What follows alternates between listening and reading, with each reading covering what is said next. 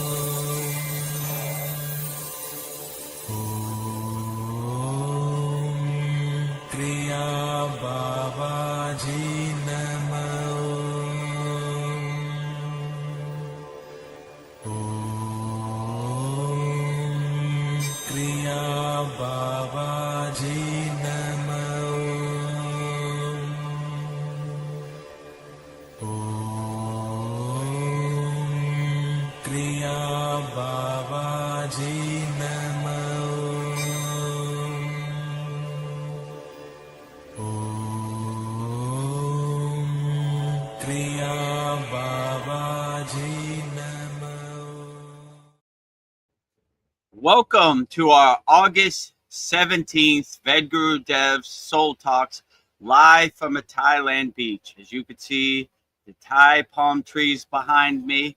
We are live from a Thailand beach right now. So before we get started, we're very close to being over 1,000 subscribers. So support the movement, support our Kriya Yoga family, subscribe to our YouTube channel at Vedagurudev. 2 long-form YouTube videos every day, Babaji quote and satsang edit. So very good value and very good videos every day on the YouTube channel at Vedagurudev. Support the movement. Also, make sure you discover the secrets of Kriya Yoga 100% free. Go to freekriyayogashop.com. and join over 630 like-minded Kriya yogis and yoginis from around the world. And if you're ready to learn the advanced techniques of Kriya Yoga and master the supreme science of Kriya Yoga, go to kriyayogamasterclass.com. So with that said, everybody put their comments and questions in the YouTube chat, and we'll get started. So we're going to start this August 17th Vedagurudev Soul Talks live from a Thailand beach with what we call Purna Shuddhi, complete yogic breath, stilling our mind and calming our mind and getting our mind ready to go into deeper states of meditation. So if you don't know how to do Purna Shuddhi, straighten your spine. If you don't know how to straighten your spine, imagine a string on top of your head, pull that string up, shoulders back, chest expanded, and slowly and gently close your eyes. Inhale through both nostrils like a wave coming into the shore. Exhale through both nostrils like a wave going out to the ocean. Smoothly and gently in one continuous rhythm. If a thought comes into your mind, just witness it, acknowledge your thought, and detach and let it go. Let all your thoughts pass. Be aware of your body. Be aware of your breath. Breathe in the new fresh air through both nostrils on the inhale. Breathe out the old stale air on the exhalation through both nostrils. Breathe in the light. Breathe out the darkness. Purna Shuddhi is an excellent way to start your day when you wake up. an excellent way to end your day before you go to sleep. Calming and stilling your mind, letting go of all distractions and all thoughts that come into your mind.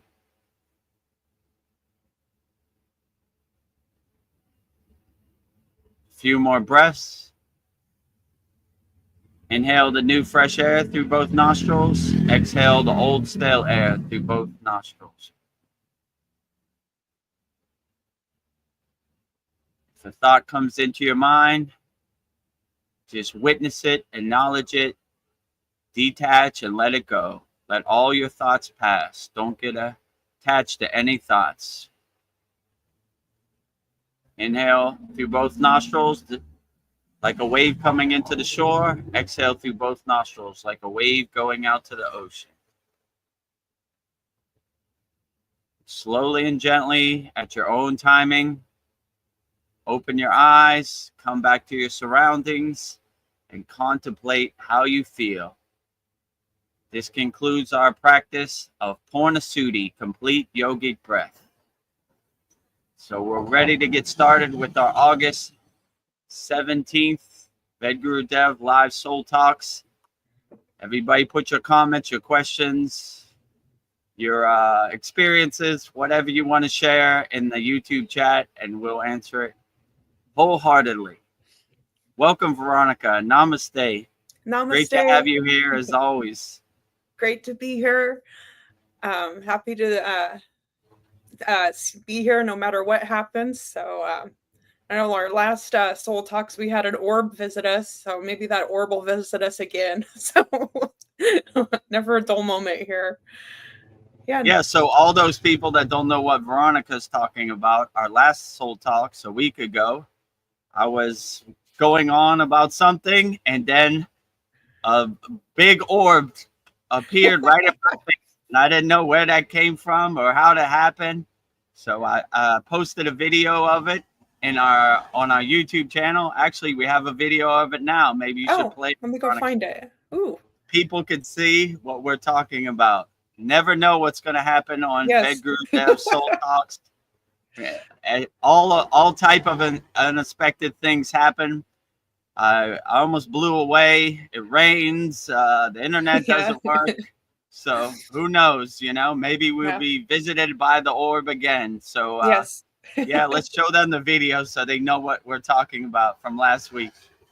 When you focus on the mantra, you don't have time for the distractions or the monkey mind or the mental clutter. So it's helpful to focus on the monkey on the physical mind.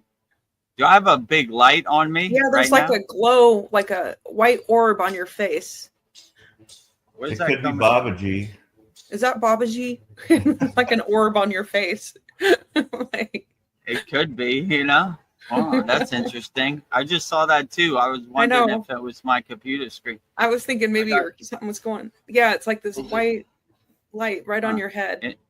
Your face. Interesting. The sun is that way, so where's that one coming? Interesting. Hold on, let me see if I could turn off my light. Oh. No, still right? It's like right there. It's like not moving. It's like this white orb. Let me see. Interesting. How can I block that?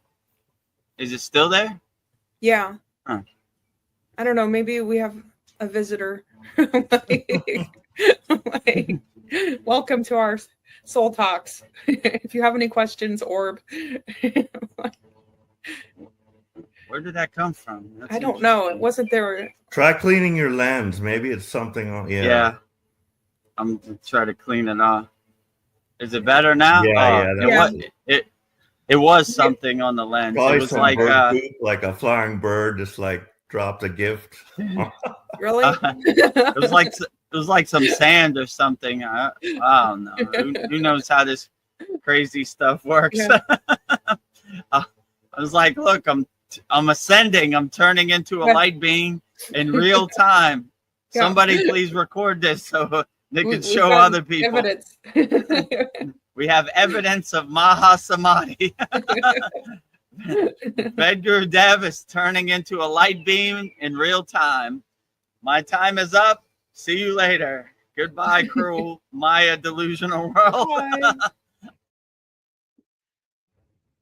So as you see, Yeah. who knows what happens on these crazy Vedagurudev live soul talks. I ascended into a light being out of nowhere. So if you see me drift off as an orb or a light being, say goodbye, Vedagurudev. He's got his wings. He's ascending. So Sandy, if you're out there, put in your YouTube comment what you thought that was, or who joined us, or where that light energy came from, and what its name was, or because Sandy's a medium, so she probably knows more about this than me. She probably felt what energy that was. So let me know. But yeah. Well, I'm she does have ascending some to a light beam. She says, yeah, spirit and universe works in mysterious ways. Yeah, I would agree. That was unexpected, I thought it was some sand or the sun, but the sun is that way, so it definitely wasn't no sand or sun, and it kind of followed my face, which is weird. Sandy says, I heard Yogananda as soon as it appeared. So. There you go. Divine Kriya Yoga energy in light form of Yogananda. We were blessed by Yogananda's essence and presence in the form of light, which is outstanding because he's one of the highest Kriya yogis ever to live. And probably if it wasn't for Yogananda, none of us would be practicing Kriya Yoga. He brought Kriya Yoga to the West, and no one ever would have heard of yoga if it wasn't for Yogananda. Definitely Kriya Yoga. So Yogananda is the greatest, and he loves Babaji, so I love Yogananda, and I love that whole Kriya Yoga lineage. Yukteswar, Lahiri Messiah, my favorite. Babaji, obviously, Jesus, Krishna. So, yeah. If Yogananda visited us, I welcome his presence, and I absorb his presence and engulf his presence right over my face. If you have this blessing, you're doing something right. It's like, thank you, Yogananda. Thank you, Yogananda. Take over the live stream. I'll just sit back and watch, Whatever questions you have, relay them to me. Give me the stream of consciousness, and I'll send them out to the world. Kriya Yoga to the world. Yeah, that would be amazing to go back in time and hear one of his sermons. Oh, wow. Thank you. So I mean, in the Kriya Yoga tradition, there's no higher than Yogananda. He is the man, Yes. There is no higher than Yogananda. Well, I was looking up when orbs appear, and it's common for them to appear in photographs and videos. So I don't know, people dismiss them, but orbs are believed to be spirits, other supernatural beings. But I don't know, there's always skeptics like, that was a dust particle. But I think it was something. Maybe it was Yogananda. So yeah, I even said in the video, I got dust on my screen, but then I watched it back and I was like, I don't think that's dust. So I enjoy the presence of any light beings. Come in peace or leave in pieces, so that felt good. It was a good sun ray of energy wherever it came from. So Yogananda, we welcome your presence. Even though Yogananda went into Mahasamadhi and transcended his physical body, he is now a light being. We welcome him anytime. So any Kriya yogi or ascended master or spirit guide or spirit or orb or light being that wants to join us, you're always welcome. We give you an audience, even unexpectedly. So drop by, ask your questions, give me your stream of consciousness, and we'll try to answer and acknowledge you and see the blessing of a light being for what it is. So that was kind of cool. So well, I skipped some of Sandy's comments, so I'm going to go back to them. So first she says, namaste, beautiful beings. Namaste to you. Namaste, all beautiful light beings, including Sandy out there on the live stream. Namaste, beautiful beings. Always a true joy to share this present moment with you. Yeah. Always a true joy to share the present moment with you also, Sandy. So we welcome you anytime. And anybody out there, don't be shy. Put your questions in the YouTube chat. We'll answer them all wholeheartedly as best we can. And Sandy wants to know, how are you doing? How are you doing, Vedagurudev? I'm doing pretty good. Any day I get a visit from a light being, or I have a recording of a light on my face, it's a beautiful day. It's like sunbathing in the grace of God. Like God shined his divine light right on my face, and what a beautiful thing. Because it's rained a bunch of times, so I have like a shade umbrella, so it definitely wasn't no sun. So but I welcome it. I don't try to make sense of it. I just enjoy it for the beautiful blessing that it is. So nice. Yogananda, if Sandy said you joined us, thank you, Yogananda. All the grace and glory to you, Yogananda. You're the greatest Kriya yogi ever, and I appreciate you always. So you're welcome to join us anytime and give us an audience. So I always feel good anytime I could come on the live stream with all my Kriya yoga family from around the world, feel the sea breeze on my head, look at the palm trees, enjoy the ocean.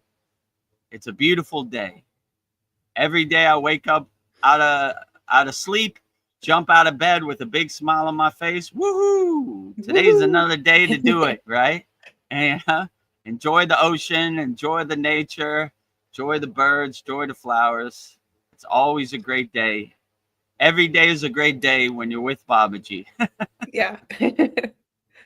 Well, I'm so happy to be here. I don't know, no matter what I'm going through, I feel like these soul talks and sat songs lift my spirits. And my hope is that these conversations, we can as a collective help to uplift everyone, because there's too much in this world to lift us down. So I don't know. I was a little bit depressed this week because my body's not working, but I flipped the switch and I'm doing a lot better now. So yeah, I don't know. Everything's temporary. So I'd rather be happy than sad. If anybody out there needs help, put your comment in the YouTube chat. We're here to help, right? So yes, don't be shy. We uplift. Rising tides lift all boats. So collectively, we'll help and try to heal everybody worldwide, Veronica included. So let's get that collective energy up and heal as many people as possible, for free. So don't be shy. Vedagurudev is here to help. Sandy has a thought. She said, I have found time and time again that those in spirit use electronics to connect to us, whether it be lamps, TV, speakers, and yes, also your computer and camera.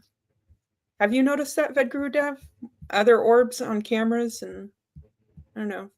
Yeah, in my case, it's more, I try through my daily Kriya yoga practice, my sadhana, I align myself with the pillar of light, the stream of consciousness daily. So I get more intuitions and darshans from meditation, right? They come when I clear the signal. So yeah, they found it more useful and more effective to reach me that way and send me messages that way. So there would be no need for them to use electronics or anything, because I have a direct connection. I do all my sadhana is to align myself and get a direct connection and use my spine as like a radio antenna to receive the signal. So there would be no reason for them to go externally to send a message to me when they have a direct phone line.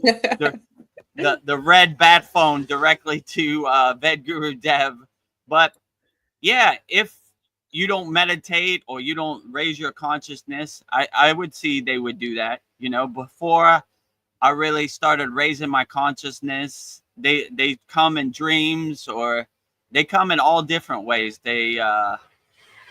lay their breadcrumbs and they have their signposts. So it wouldn't surprise me if they come through electronic devices or flicker the lights or go through lamps or just to get your attention, to wake you up, right? So if you're not awakened, you would kind of need like a sign or something like, wait a minute, what's that? Okay, you know, my guru used to always say, Vedagurudev, you're looking at the forest without seeing the trees. So if you're not awakened and you're still in the Maya delusional world, they would probably need some more they would need some more things to jumpstart the car. So that wouldn't surprise me if they're like, hey, you, wake up out there, you know, let me flicker your lights, let me I don't know, put static on the TV or something so you get the signal.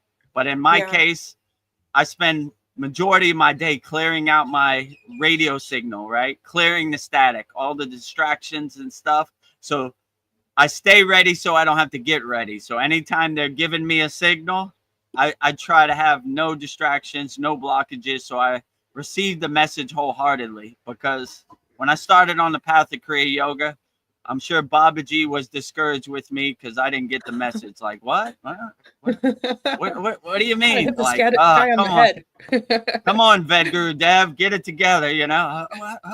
What are you talking about? Go to the Himalayan mountains? No, I like Thailand. It's warm and cozy. I'm not going in no cave and sleeping in a cave. Wake up, you know? Okay, sorry, Babaji, you know? So it wouldn't surprise me, you know? They do.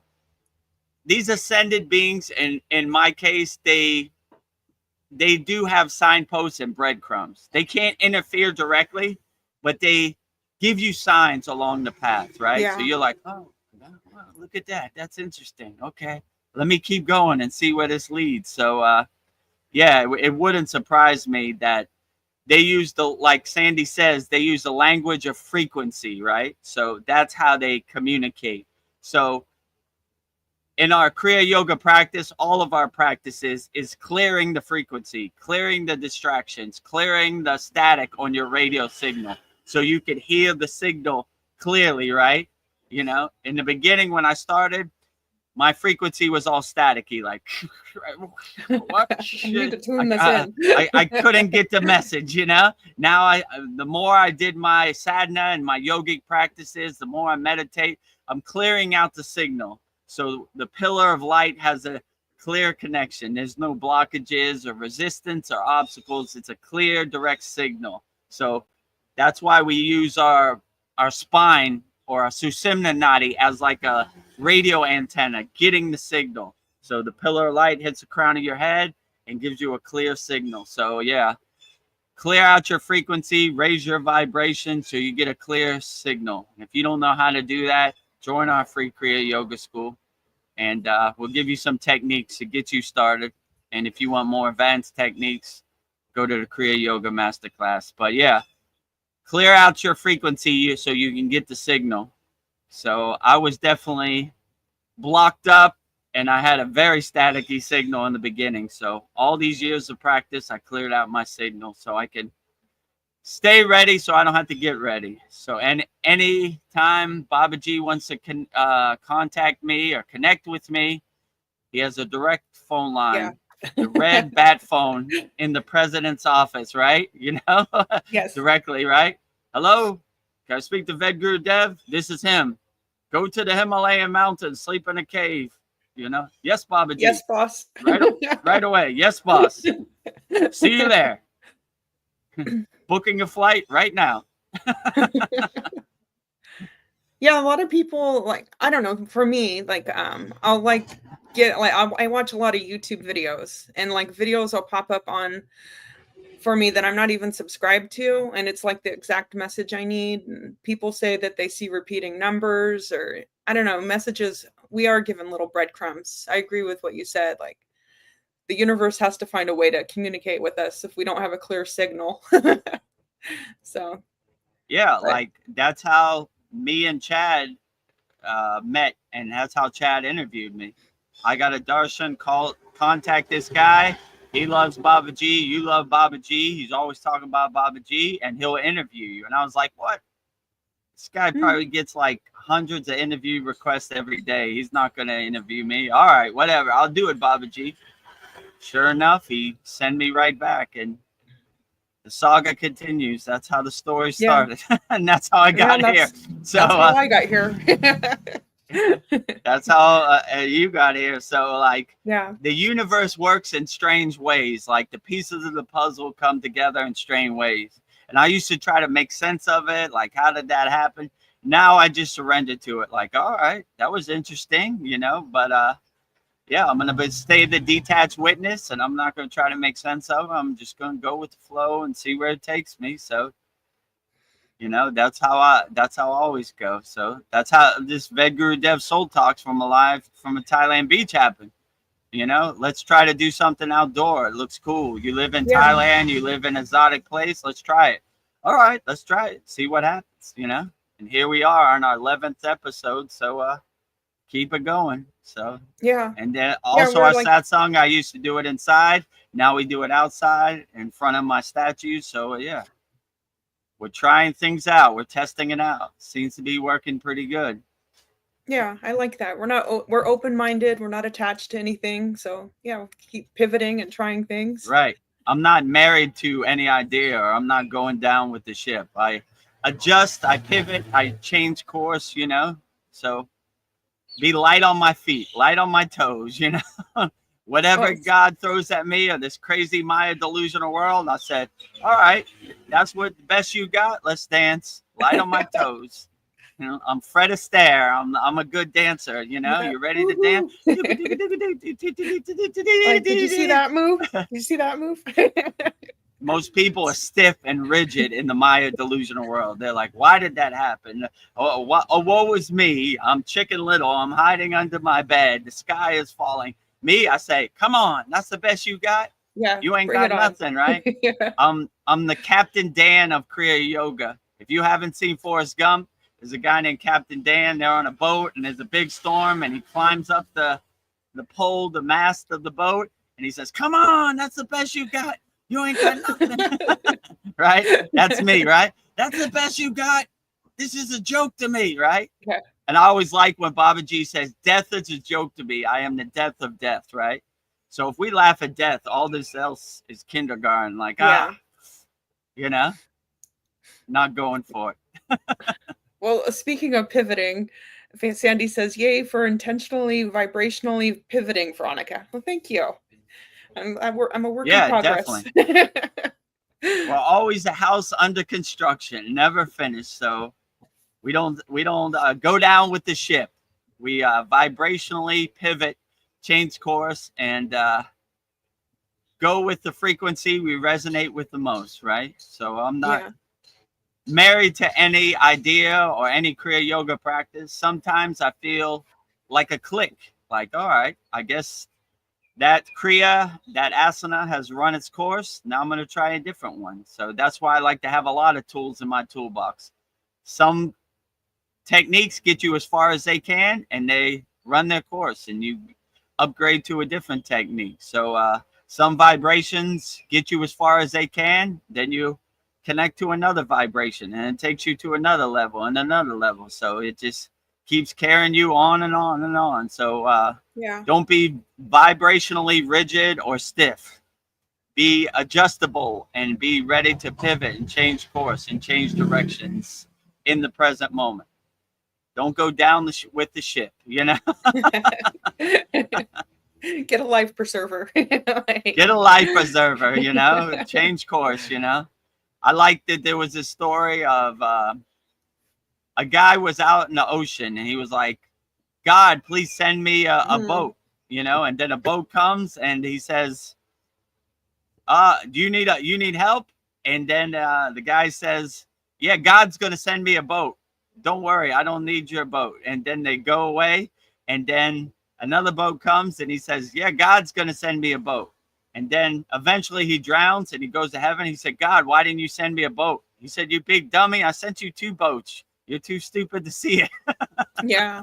So accept the blessing whichever way it comes.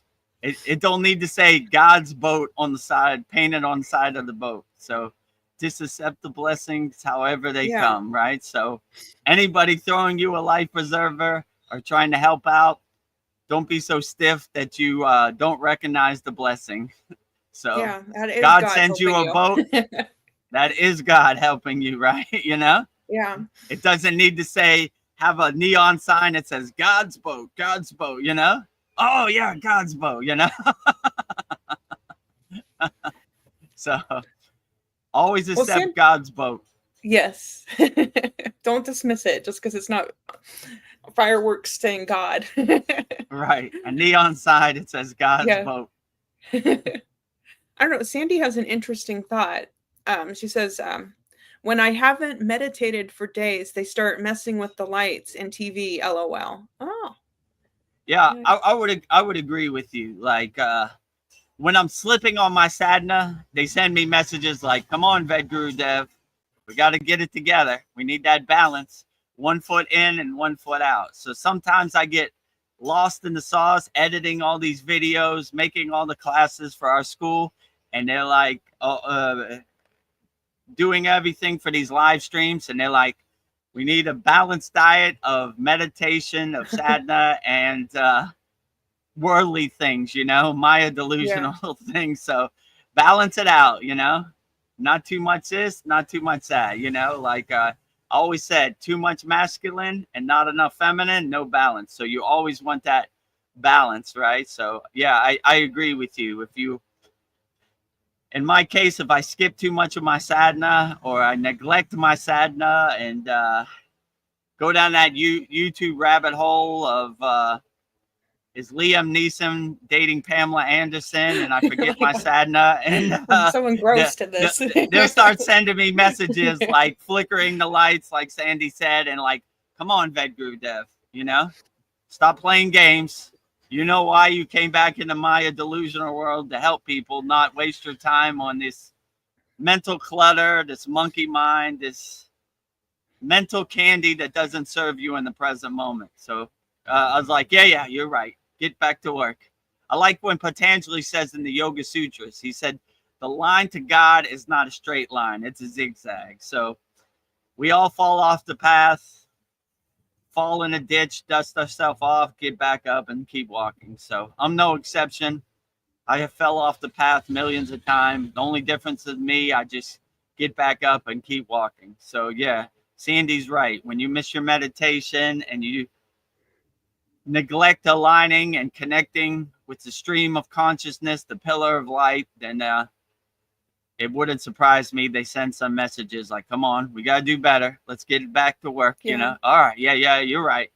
You know, it's like exercise, you know, like some people neglect to exercise. And then they say, you know, I saw that like 90% of people who buy gym memberships buy it and never go. So Yeah. don't be one of those people. If you have these techniques, these kriyas in your pocket, you know, make sure you use them or try to integrate them in your daily life as much as possible, you know. And if you don't have no kriyas and you don't know where to start, everything is on the screen right now. We'll give you some tools for your toolbox. And if you want more, you know, if you want more, It's right there. then join our Kriya Yoga Masterclass. But at least you'll have a framework of what Kriya Yoga is and what resonates with you and what works for free. So yeah, join our free Kriya Yoga school. Over 630 like-minded Kriya yogis and yoginis from all around the world. Well, I was thinking of like people that have fallen off the path. It's like the higher you go up spiritually, the spiritual evolution, it seems like the more charisma you have. And I don't know, like I was thinking about gurus that have misused their charisma. And when somebody misuses their gift, I don't know, they're taking advantage of people, hurting people. Are they still a spiritual being? Once you go that high up, you should know better than to take advantage of people.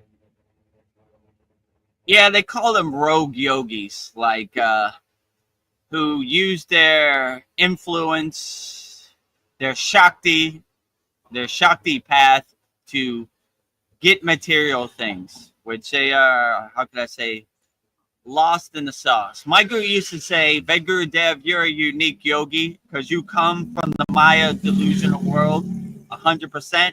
You were attached to that. So you have already experienced that. Most of these yogis who come from a cave, then go into Maya delusional world, they're very tempted by it, you know? But you've been there and you've done that. So you already know where that leads. So yeah, so if you've never experienced stuff, if a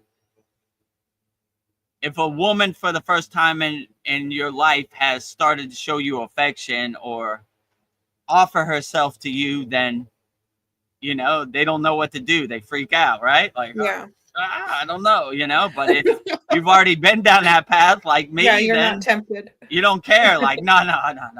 I know it, you know, it's like, so they get influenced by the material delusional world, but if you're not attached to it, then it has no pull for you. You're like, I don't identify with this. So yeah, there are a lot of bad example of people who monetize like yogic practices, but that's the 1%, you know.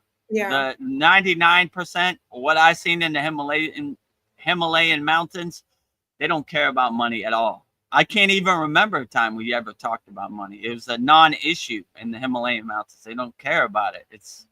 It has no meaning. So that only has meaning in the Maya material delusional world. So it's disappointing. Like you said, you would hope that they would use their charisma to help people and do karma yoga and help people as much as possible, you know. But the pull of the Maya delusional world is very strong, you know. Even me, sometimes I gotta smack myself across the face like, wait a minute, that's not the goal. Money is not the goal here.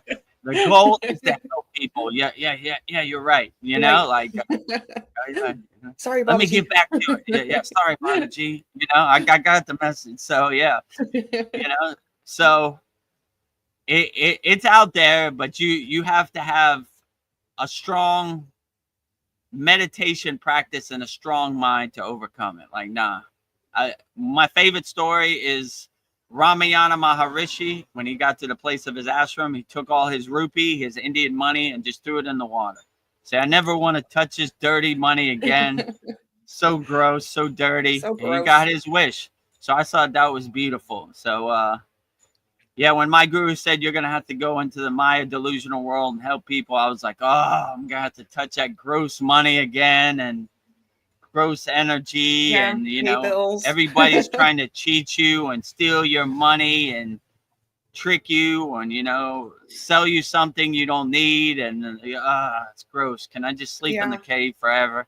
You know, so but yeah, here I am. So I'm not I'm happy for what I got, not what I don't got. So I'm gonna make the best of it and put a smile on my face, you know, and see how far it takes me. And it's been a pretty good journey, I have to say. So yeah, don't let these rogue yogis, don't let the 1% become your 100%, right? So most people say, oh, I can't practice yoga. This yogi did this and this yogi did that. You could say that about anything. I can't go to Christian church. This priest did that and this priest did that. That's only the 1%. So you can't let the 1% spoil the 100%. So there are people always like to attach to the bad examples, but what about the millions of good examples, you know? So yeah,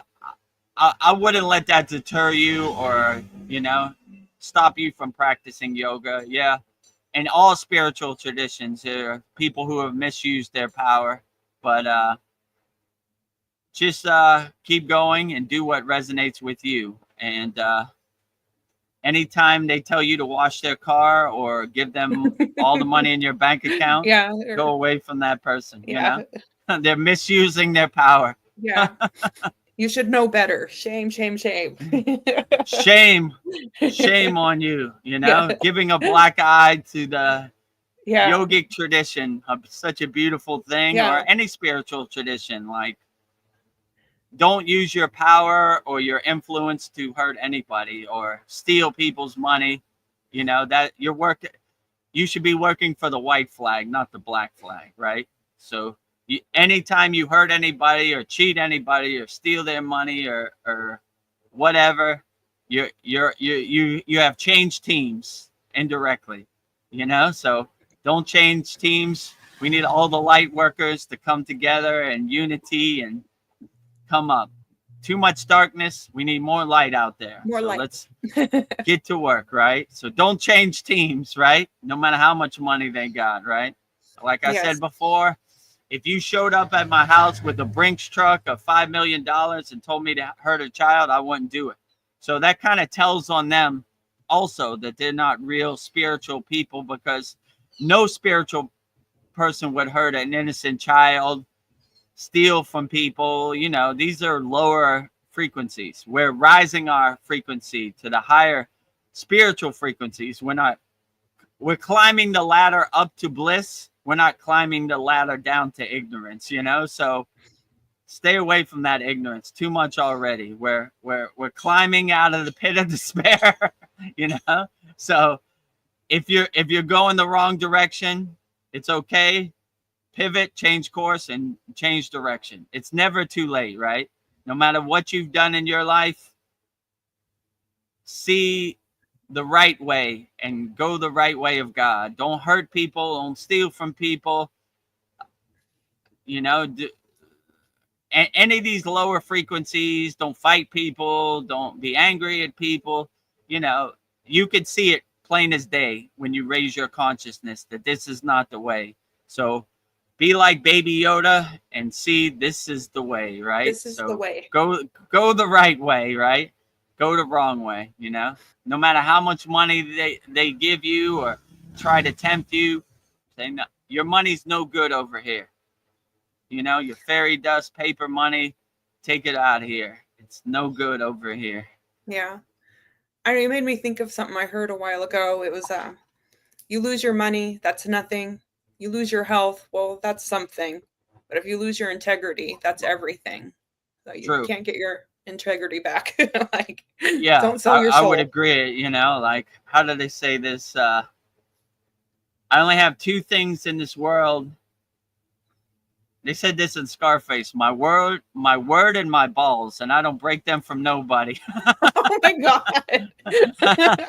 They're precious. So I didn't know Scarface was a philosopher, that Cuban Miami guy, right? You know? So don't break your word or your ass for anybody. Yes. Or the other thing, you know? That's all you got in this world, you know? So we don't change for nobody. Don't break it for nothing, right? That'll live in my mind forever. I was also thinking about Patanjali's teaching, where he said, "Don't hurt yourself." And I had a thought: what if success is guaranteed? I simply need to show up for myself every day and do the things I know I need to do.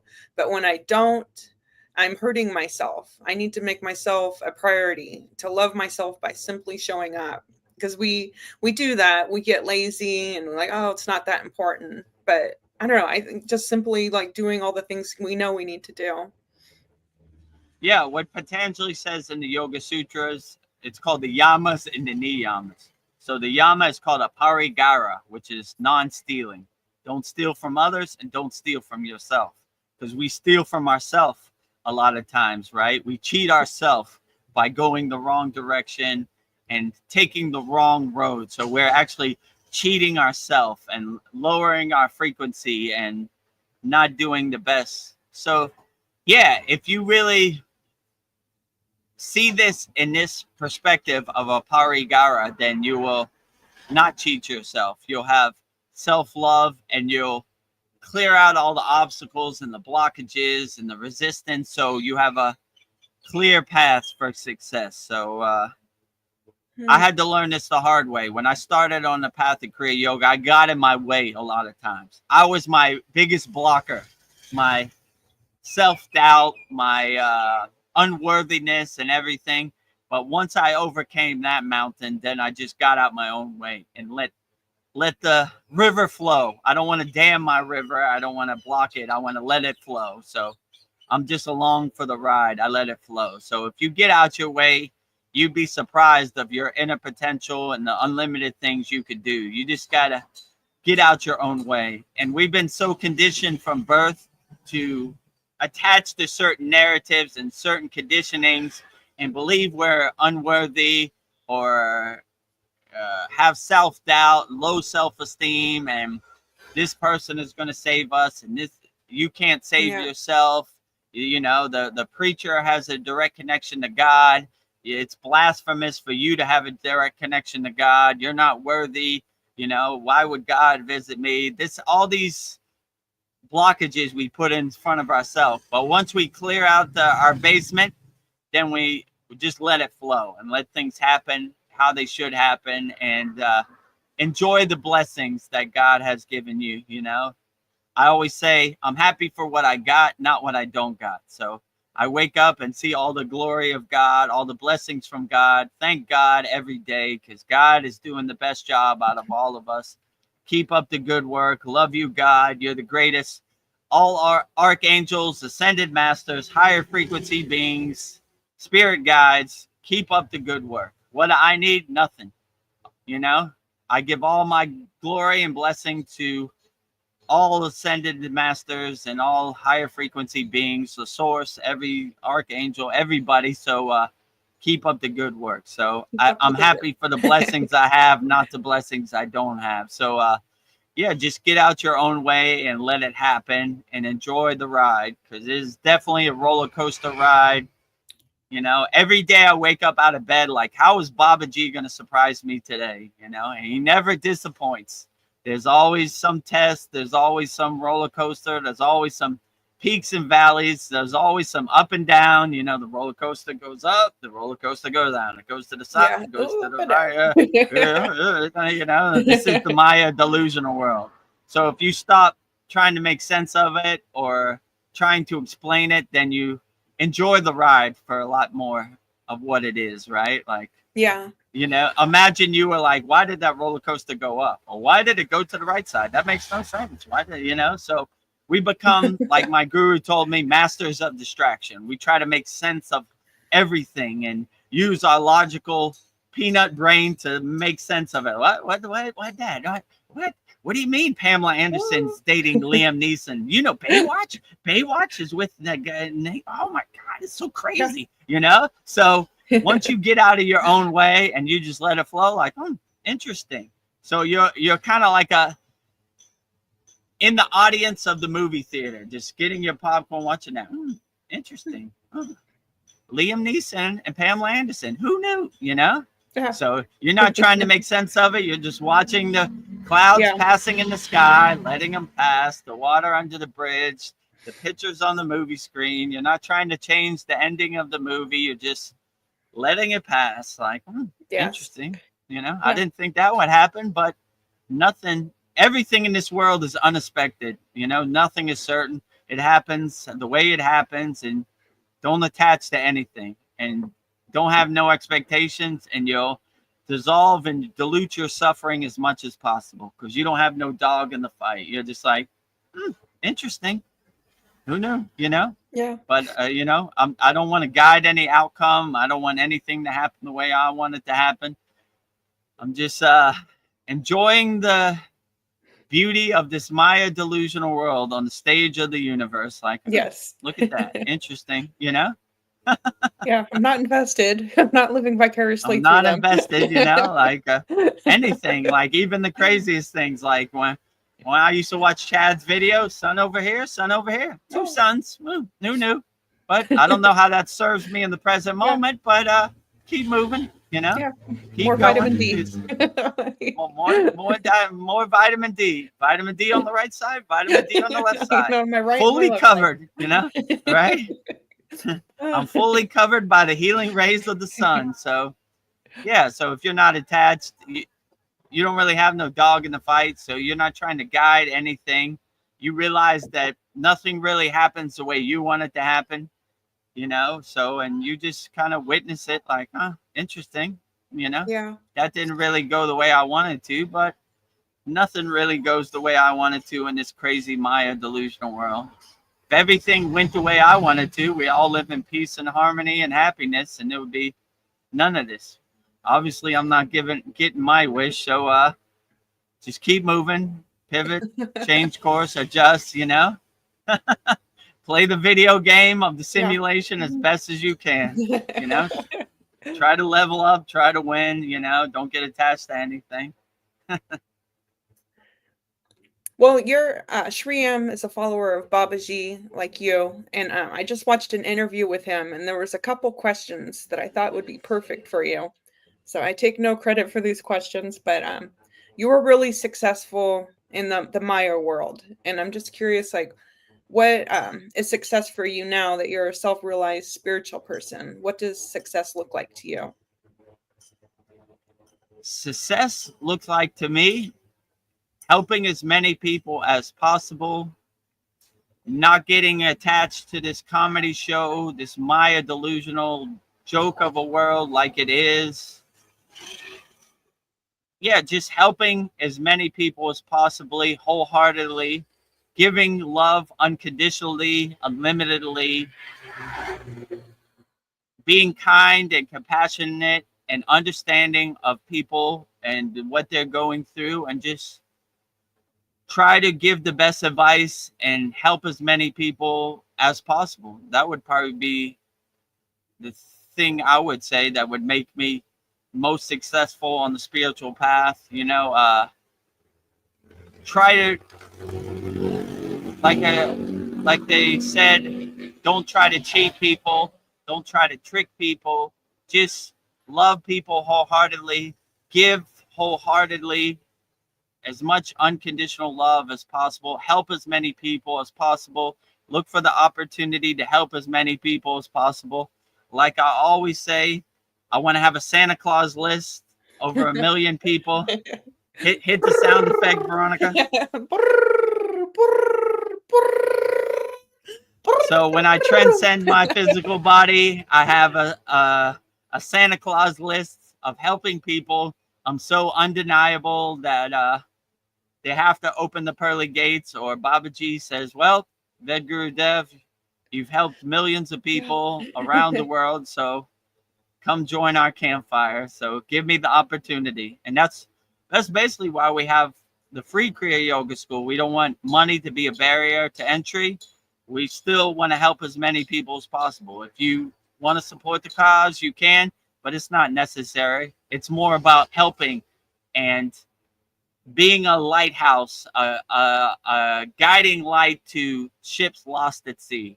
Because this 2025 Maya delusional world is overwhelming without some techniques. So have something, or have something in your toolbox or in your pocket to guide you, because it's hard being a boat lost at sea with no lighthouse. So I try to be a lighthouse and help as many people as possible. Like, hey, come over here. Well, I ain't got no money. That don't matter. Come on, I'll give you some techniques. If later on you get money or you want to go to advanced techniques, that's up to you. But I'll give you something to get you through the day, to integrate into your life. And I notice our free Kriya Yoga School, our free beginner mini courses, are way better than anything you would buy from other yogis for a lot of money. So nice. Have some tools in your toolbox, and so success on the spiritual path, on the Kriya yogic path, is helping as many people as possible. So that's basically why I'm here, right? And sometimes my guru gives me a call and reminds me, Vedagurudev, you're getting too lost in the sauce. You're getting too tempted. That's not the goal. That's not the mission. You're missing the mission. The mission is to help as many people as possible, right? And be relatable as possible. I like to always say, if I could do it, anybody could do it. So I'm no yogic success story. I just did the inner work. So if you do the inner work, you could probably be a better yogi than me. So, so let's get to work. If I could do it, you could do it. whatever you're going through, whatever your spiritual background is, whatever country you come from, whatever religion you come from, doesn't matter. You know, Kriya Yoga is the supreme science. You test it, you observe it, you experience it, so you know it, right? So I don't want you to get attached to any dogma or any borrowed religious beliefs. I want you to test it yourself, so you see how you feel. So yeah, so helping people, giving wholeheartedly, not gatekeeping, not saying these are my toys, no one can play with them. Giving wholeheartedly. This is everything, right? You don't need to be tested. You don't need to prove yourself worthy. If you commit to me, I commit to you. So, you know, if you're spiritually homeless and you don't have a guru and you want me to be your guru, let's get to work, you know, and let's get you out of that pit of despair, or whatever, however high the mountain is you got to climb, financially, physically. Let's get to work, you know. I know it's tough out there, but let Vedagurudev be your lighthouse and give Vedagurudev the opportunity to help you and give you some tools to help you to integrate into your daily life through Kriya Yoga. So if you don't know where to start, it's all on the screen. You can't miss it, you know. pick one, pick all, up to you. Whatever works best for you, whatever situation you financially you're in. I understand it's rough out here, so I'm compassionate to that too. But money shouldn't be a barrier to entry, you know. So freekriyayogashop.com, Vedagurudev YouTube channel, all free. So support the movement, and if you like the value and you have the financial means, then come join us at the Kriya Yoga Masterclass. If not, we still help you anyway, wholeheartedly, for free, 100% free, no pressure. 100%. Can you practice Kriya Yoga and not believe in God? Yeah, that is true. So in Kriya Yoga, they have what's called Nirguna and Saguna. Nirguna is formless God, and Saguna is form God. So many yogis don't really have a form of God or a name from God. In the Sita tradition, they call God Ishvara, right? Which means like the divine light. So they're not attached to any form or any name. I always like when they say in Kriya Yoga, a God defined is a God confined. So that's kind of my mantra. Like, I don't want to put God in a box by a name or a form, you know, the supreme light, you know. So that's kind of what Ishvara means, like the supreme light. So if you don't believe in God and you just, how can I say, you pray to the universe or you pray to the sun or the divine light, whatever, that's perfectly fine too. So you don't have to believe in God. You could just get the fruits and the benefits just from practicing Kriya Yoga. So in our school, I like to leave all the dogma out of it. I'm not going to try to tell you what God is or what God is eating for dinner. I have no clue what God does, you know? So it's beyond my pay grade. It's beyond my comprehension. So if you don't believe in God, you know, you could practice Kriya Yoga also. So that's why I like to call it the science of Kriya Yoga, the supreme science of Kriya Yoga. It's, you test it, you observe it, you experience it, so you know it, you feel it. So you don't have to believe in Babaji or anything. Test it out for yourself. So, you know, it's like exercise. Like you get the benefits from lifting weights. You don't have to believe in a certain muscle builder to lift weights. It's universally accepted, right? So if you don't believe in Babaji like I believe in Babaji, that's perfectly fine. Yeah. You know, you could still practice Kriya Yoga. Your God is individualized and personalized for you anyway. So I recommend you to find the form of God you resonate with the most. I don't want you to regurgitate my God, you know, just because I say Babaji, don't say Babaji, Babaji. Say what you really feel. If you feel Shiva, Shiva is the greatest God. If you feel Lakshmi is the greatest god. So if you feel Jesus, Jesus is the greatest god. If you feel Buddha, Buddha is the greatest god. Whatever god you feel is the best god. You know, I don't want my borrowed beliefs to become your borrowed beliefs. It's your job to figure out what god you resonate with the most. So yeah, you don't have to believe in God to practice Kriya Yoga, you know? I would encourage you to use your own discrimination and discernment to see what works best for you.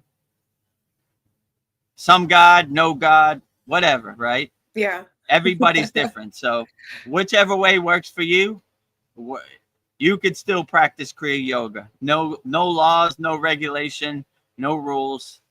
Whatever country you come from, whatever, if you're male or female, what language you speak, what spiritual tradition you belong to, Kriya Yoga is for you. And in our free Kriya Yoga school, at the top, they have a tab. It says map. When you click on it, you can see the pin locations from all of our members. And people are practicing Kriya Yoga all over the world, right? Muslim countries, Buddhist countries, Christian countries, Catholic countries, all spiritual traditions. You know, everybody is welcome. So I encourage you not to let my God become your God, you know? Figure it out for yourself. Whatever God you resonate with. If you resonate with the sun, sun is a beautiful God. If you resonate with squirrel is a beautiful God. Whatever. If you resonate with Jesus, Jesus is a great God, you know? I always like in Lake Shrine SRF, Yogananda's place in Pacific Palisades. They have spiritual shrines for all spiritual traditions. So it doesn't matter what spiritual tradition or what name you call God, we still love you the same, right? So we have a spiritual sanctuary for everybody. So that should not be a barrier to not practicing Kriya Yoga, right? Yes. Like, I don't believe in Babaji, so I can't practice Kriya Yoga. Yeah. Everybody can practice Kriya. It's for everybody, male, female, whatever, aliens. If an alien came to me and said, I don't believe in Babaji, but I want to practice Kriya Yoga, I'll go, let's get started, you know? Yeah. Whatever God you believe in is perfectly fine, you know? I don't want no dogma in our Kriya Yoga school. Just feeling fruits and benefits and getting results from practicing Kriya Yoga. Well, I just found this list, and it's a signs of somebody with a high vibration. So I check all the boxes, but I think a lot of other people might. So I thought it was interesting, and I know you definitely check all these boxes, Vedagurudev. So here, signs of a high vibration: people stare at you, kids like you, animals feel safe around you, strangers tell you their life story, rooms, the energy shifts when you walk in, you irritate toxic people by being authentic. Yeah, I annoy a lot of people. So for sure.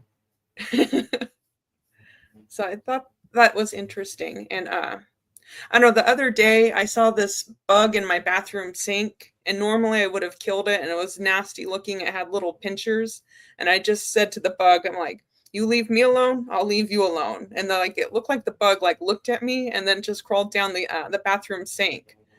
So I think animals definitely have a consciousness. Yeah, no harm, no foul, you know? Yeah. Don't start nothing, won't be nothing, right? Yeah. Just go in peace, right? When I used to work at the nightclub, they had a sign, the security, it said, come in peace or leave in pieces, right? So I always thought that was funny, right? Don't start nothing, won't be nothing, you know? So just behave yourself, right? You don't bite me, I'm not going to bite you. So carry on, move about your way, you know? Don't infest my home. I agree with you. When you raise your vibration, you see these kind of confirmations. Like I see it all the times. Babies stare at me and look at me all the time. Animals just come out of nowhere and just give me an audience and enjoy my yagnas, enjoy my mantra japa practice, you know, these can't explain it, but I enjoy it. Like, I don't try to make sense of it. Yeah, and definitely toxic people don't like your energy, because it's a reminder that misery enjoys company, right? So I see that all the time. Like, why is this guy so happy? I don't like it. You know, I'm gonna Yeah. stare at him. I'm gonna make him feel comfortable. I'm gonna put my laser on him, right? Burn a hole through him, right? Like, unaffected. Got my Yeah. shield up. You know, don't Yes. care. Don't care. You're unimportant. You're unimportant. You're unimportant. None of you pay my bills. None of you are in my family. None of you matter out here, you know? So no, don't let other people's projection become your projection of yourself. You know, don't let other people's story become your story of yourself. So yeah. But yeah, it's funny, you know, like I get a lot of dirty looks and a lot of side eyes when Yeah. I go out in the world in Thailand. They don't like it. I'm miserable, so this guy got to be miserable. I don't like it. I don't like it. His energy offends me. Yeah. Why Your is he neighbors so stare happy? at you. It's unfair. I don't like these statues. What is this? You know, I know more about God than he knows about God. You know, let me tell him. You know, he's Yeah. wrong, right? You know, Virtue signal. you worship false idols. You know, you're delusional. So yeah, they'll definitely try to hit you below the belt and make their beliefs become your beliefs. Don't give it to them. So yeah, I enjoy it. You know, I want to be a radiating sun, and I want to be like Moses parting the Red Sea. You know. Yeah. You know, like I'm like a bright sunlight to all these energy vampires out here. I'm melting. You know. Get out. Get out. Yeah, I'm melting, right? Like the witch and the Wizard of Oz, you know. I'm melting. Get out here. Bad witch. Get him, right? Don't you know you're practicing false idols? Melting, you know? So, yeah, melt their face away, right? With your spiritual energy, right? Be a bright, divine sun, dissolving all those energy vampires, these blood suckers, these energy suckers out here into dust, you know? So be like the sun to all vampires. Yeah. I'm melting. All right.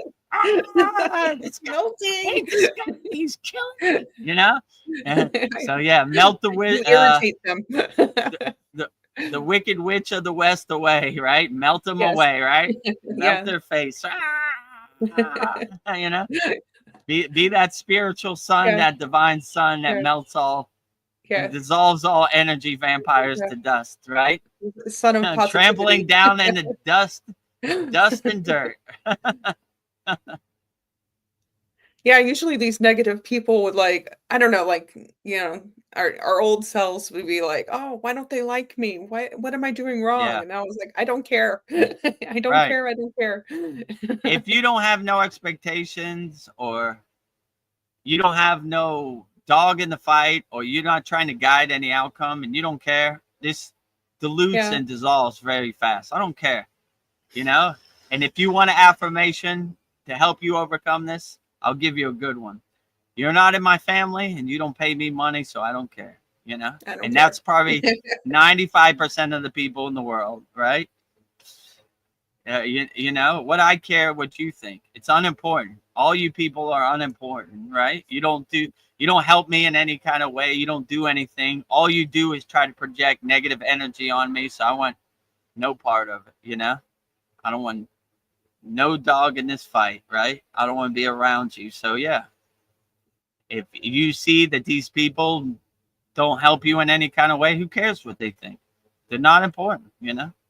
Yeah. But I understand in this Maya delusional world, the social media slot machine, the mainstream media, it's always trying to steal your attention. Everybody's hitting you from every which way, stealing your attention. Look over here. We got Pamela Anderson and Liam Neeson. We got Kim Kardashian in the Grammys. We got the NBA Finals. Oh, what? It's so overwhelming and confusing. They bog you down with their, their constant psyops and their marketing subliminal tactics. But if you don't care, they can't do anything. So they need you to care. But if you don't care, you kill them at their own game. So you're like, I don't care. You know what? I care. How does this serve me in the present moment? How does this put food on my family's table? How does this help me in any kind of way? Be a better person in the present moment. And you realize that none of it does. It's just all mental clutter, monkey mind, mental candy out here, distractions, confusion, junk, so who cares, Yeah. And you realize you can't control it anyway. So what's the point? Right? It's going to happen the way it's going to happen. Why do you need to attach to it in any kind of way? Let it pass. Let it pass. Let it pass. Clouds passing in the sky. Why is that cloud there? Why does it look that way? Yeah, I mean, it's crazy. It looks like Donald Trump's face. Oh, what the hell? Or what's going on in this? You just let it pass. Clouds passing in the sky, water under the bridge. This doesn't serve me in the present moment. Keep it moving. Yeah, and I feel like if you're not being your authentic self, I don't know, you're hurting yourself. Like the world tries to mold you into something else, but just be yourself, be your authentic self, and don't try to be like what other people want you to I agree with you. Be yourself, be a free bird. Do what you want to do. Don't let anybody's control or slavery become your slavery. Just be a free bird, It's probably the thing people hate most about me. I can't be controlled. I'm a free bird. I like to fly. So I don't want to be in your cage. I don't want to be a part of your team. I don't want your ghost story to become my ghost story. I don't want your God to become my God. All this type of stuff. I'm going to figure it out for myself. I'm going to use my own discernment and my own discrimination and see what works for me and what uplifts me in the present moment. And that's the best way. I want to be a free bird, I don't want to be enslaved in your cage. I don't want to fit in your box. I don't want none of that. I want to use my own discrimination and discernment to be the best person I can be in the present moment. And it seems to be working pretty good. So keep fighting the good fight. Sandy says, know thyself. Very wise. Know thyself. Absolutely. That's a great point, Sandy. In Kriya Yoga, self-realization is the ultimate, God realization, know thyself, So once you know thyself, no one can tell you what thyself should be, you experience it, you live it. So let me tell you a story about yourself. No thanks. I know thyself, Yeah. So I don't want yourself to become myself. I'm going to figure out myself by myself using my own discrimination, my discernment, my own intuition. So that's well put, Sandy. Know thyself. When you know thyself, no one can tell you what the self is because you know thyself, right? Let me tell you a story about the self. The self is over here, and it was in this cave and this and that, and the self did this. No thanks. I know thyself. So you can't sell me your snake oil or your ghost stories because I know myself. That's why in Kriya Yoga, the highest is self-realization. Yogananda's place is called Self-Realization Fellowship. That is the ultimate goal, knowing thyself, realizing thyself. So once we realize the self, no one can tell you what the self is. So I think once you become know thyself always. When you become self-realized, you become fearless. It's like there's nothing to be afraid of. Right, exactly. Nobody's ghost stories scare you. You become a fearless yogi and you know thyself. So anybody trying to get you in a fear state, you see the game that the Wizard of Oz is playing. You see the pieces on the chessboard of life. You say, I know thyself. You're going to tell me about myself? How do you know me? You're not inside me as me. You're just making up ghost stories, right? The only person who knows thyself is me, because I am the king of my castle. I know how I feel inside me. So other people telling you how you should feel inside you, just get away from them. They have no Yeah. clue. So when you become self-realized, you laugh at all this like the joke it is. Like, ah, good one, you know? Let me tell you a story about God. No thanks, you know what I'm saying? Let me Yeah. tell you a story about what yogis are doing in the Himalayan mountains. Yeah, good one. Yeah. Yeah, sure. Not Right? today. You know? Let me tell you a story about the Kundalini. Yeah, sure. Let me tell you a story about samadhi or meditation. Yeah, okay, sure. You know? So you begin to take all the trash out and see it, all the trash for what it is. I mean, YouTube alone is a war zone of trash and Yes. I don't know what misinformation, false information. You know, definitely in the yogic path. Like I'm like, I see stuff every day. Like I never seen any yogis do that. Yeah. You know, like, you know, I always like they always started off like, let me tell you how the yogis in the Himalayan mountains heat their body. You know, this is my video, and my name is Bob Smith, and I'm gonna tell you the secrets of Kriya yoga. Like, oh, you know, Yeah. and sometimes I see these people. I'm not gonna say no names. I see them go to India, like they're gonna give me the secrets of yoga because I showed up in India, and they go Yeah, back they're- empty-handed. Like, nah, Yeah. yeah, okay, show me. You know, like they're like, nah, who's your guru? Yeah. I'm not telling you anything, you know. You're gonna misuse it and Yeah. They get can probably clicks read on the energy. YouTube. Yeah, they read your energy and like, nah, not worthy, you know. Vedagurudev comes along. Who's your guru? He's right there. Swami Vedananda Saraswati. What is your lineage? My parampara is Siddhanta, this and that. Okay, come on in. Yeah. I got all the techniques. Let's share. What techniques you have? I got these techniques. Okay, I got these techniques. Yeah. Let's share. And I did that with lamas, sadhus, agoris, Buddhists, monks, yeah, everybody I could find, you know, Punjabis, what did it call that? Sufis, anybody I could find, you know. Yeah. When you have good energy, you share wholeheartedly. I told stories a bunch of times on here, like we're just walking, and people like to walk with us, and we like to walk with them, and you know, we welcome all spiritual traditions, you know, in the pure tradition of Kriya Yoga. Like I said, Lake Shrine has sanctuaries for all religions in their spiritual sanctuary in California. So we welcome everybody. So, yeah, whatever spiritual tradition you believe in, we believe in you also. So, Yeah. we share wholeheartedly.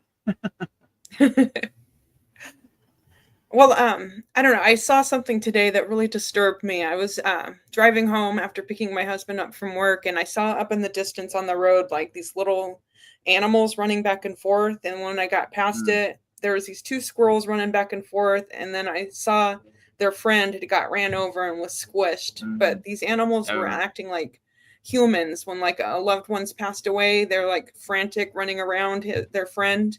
And I was just thinking, us humans are so horrible. We drive like maniacs. We're not aware of our surroundings. We're not paying attention. And I feel bad for these animals that have to deal with us stupid humans. So, Yeah, I agree with the animals. Stay as far away from this Maya delusional world as possible. Stay far in the forest, away from everybody. I agree with these animals, you know? Yeah. Like one of the most famous yogis, Agastya, Shiva's policeman, he didn't want to be nowhere around humans. He traveled with a bunch of animals. So as the story goes, Bogananda told Agastya to go to Bogananda told Babaji to go find Agastya.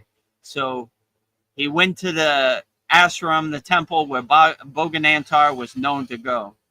And he said for 40 days without no food and no water, he kept saying Agastya's name till Agastya showed up. Oh, wow. Basically, when Babaji was on his last breath, Agastya showed up at like 3 a.m. with his pack of animals, as it was described. lions, tigers, elephants, all Indian animals, right? So he was surprised. Boganantar didn't want to be disturbed by the glare of the Maya delusional world. He didn't want to be anywhere around humans. So when there was no humans around, he would visit this temple.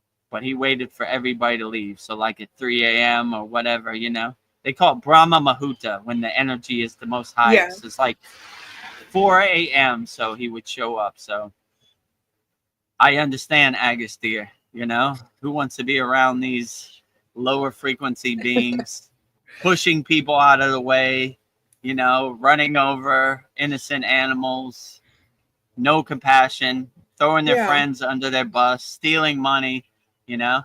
That's why when my guru told me to come back to the Maya delusional world, I was like, oh, gross, dirty, you know. They are like, terrible. I already know what it is, you know, and I've already been there, done that. So I had a different perspective, you know. Some yogis who live in the Himalayan mountains, they come back and like, I'm gonna help as many people as possible. And then they're overwhelmed by this material world, but I already knew what it was. So I was like, going back to the trash mountain, you know, like gross. It stinks so bad down there, but you know, I don't know. I take it with a grain of salt also, you know.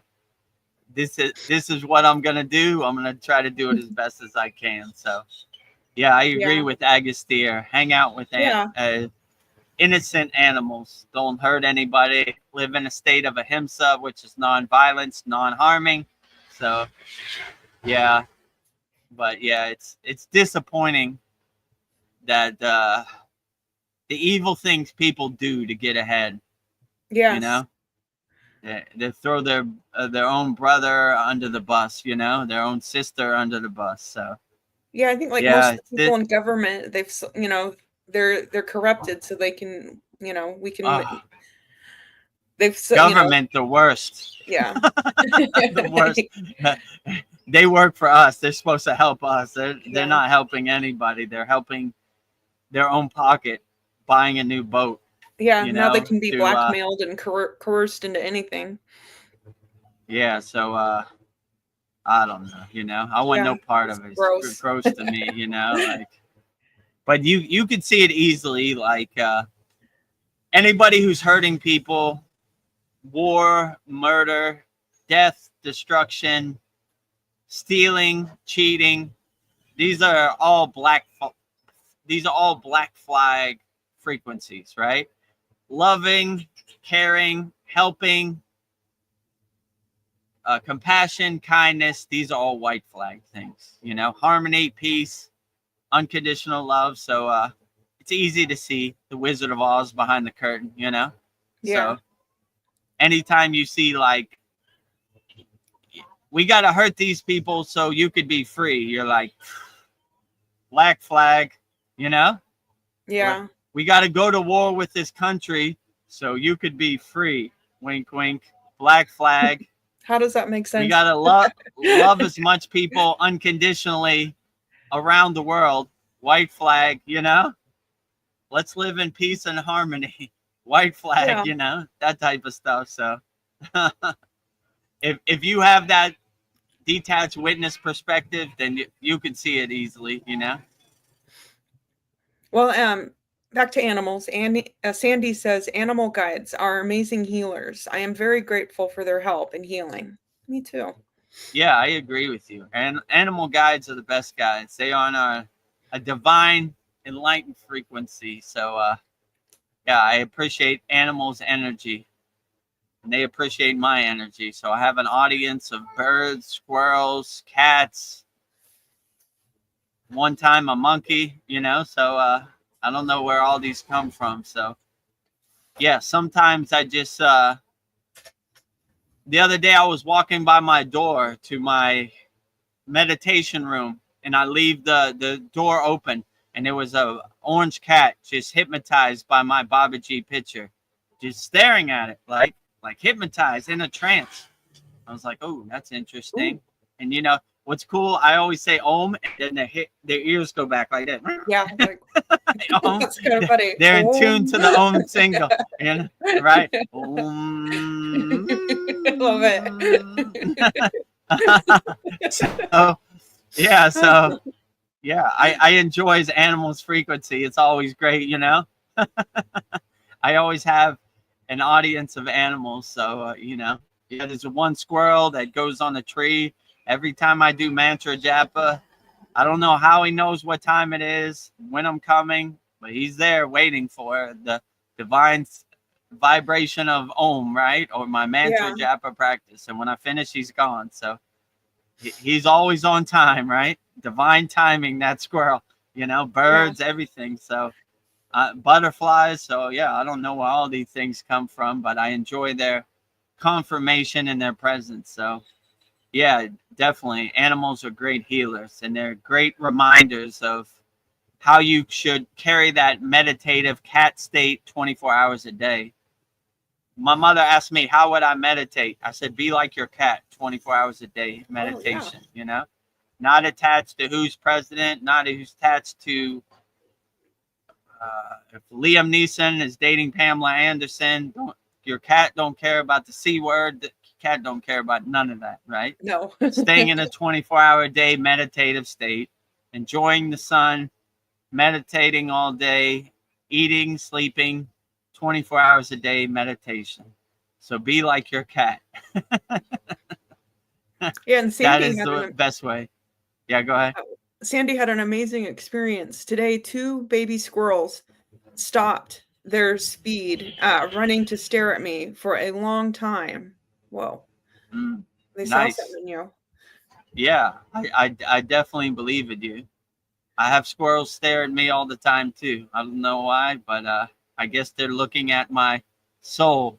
They're looking past my physical form and looking at my energy. So yeah, I agree with you, right? Like this cat, what it was doing its cat thing, but it just was hypnotized by Babaji, right? And it, no matter what I did, it wouldn't stop staring at Babaji, Yeah, they can feel your vibe. Sandy says.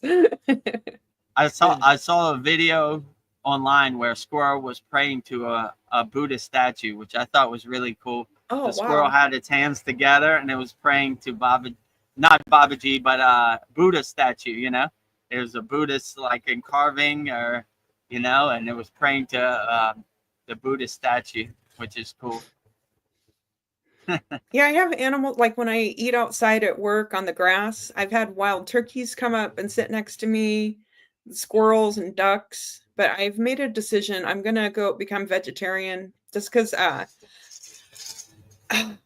don't know. I just don't want that their karma become part of me. And I can make, I don't know. And animals are just drawn to me more and more. Like my cats, they like fight over who can sit on my lap.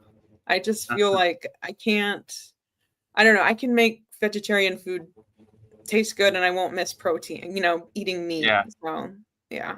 And you'd be surprised, like you're hypnotized and conditioned from birth to think you need to eat meat, but certain people don't need to eat meat. Like in the Himalayan mountains, I didn't miss meat at all. There is no meat, so it's not a possibility. So yeah, nothing to miss. you nothing to miss. You have to eat veg or you're not going to eat, right? So if you don't eat vegetables, Himalayan mountains is not a place for you. Yeah. Like any place you go, there is no meat. It's not a thing, maybe in other cities like Delhi or Mumbai there's meat, but up there, zero.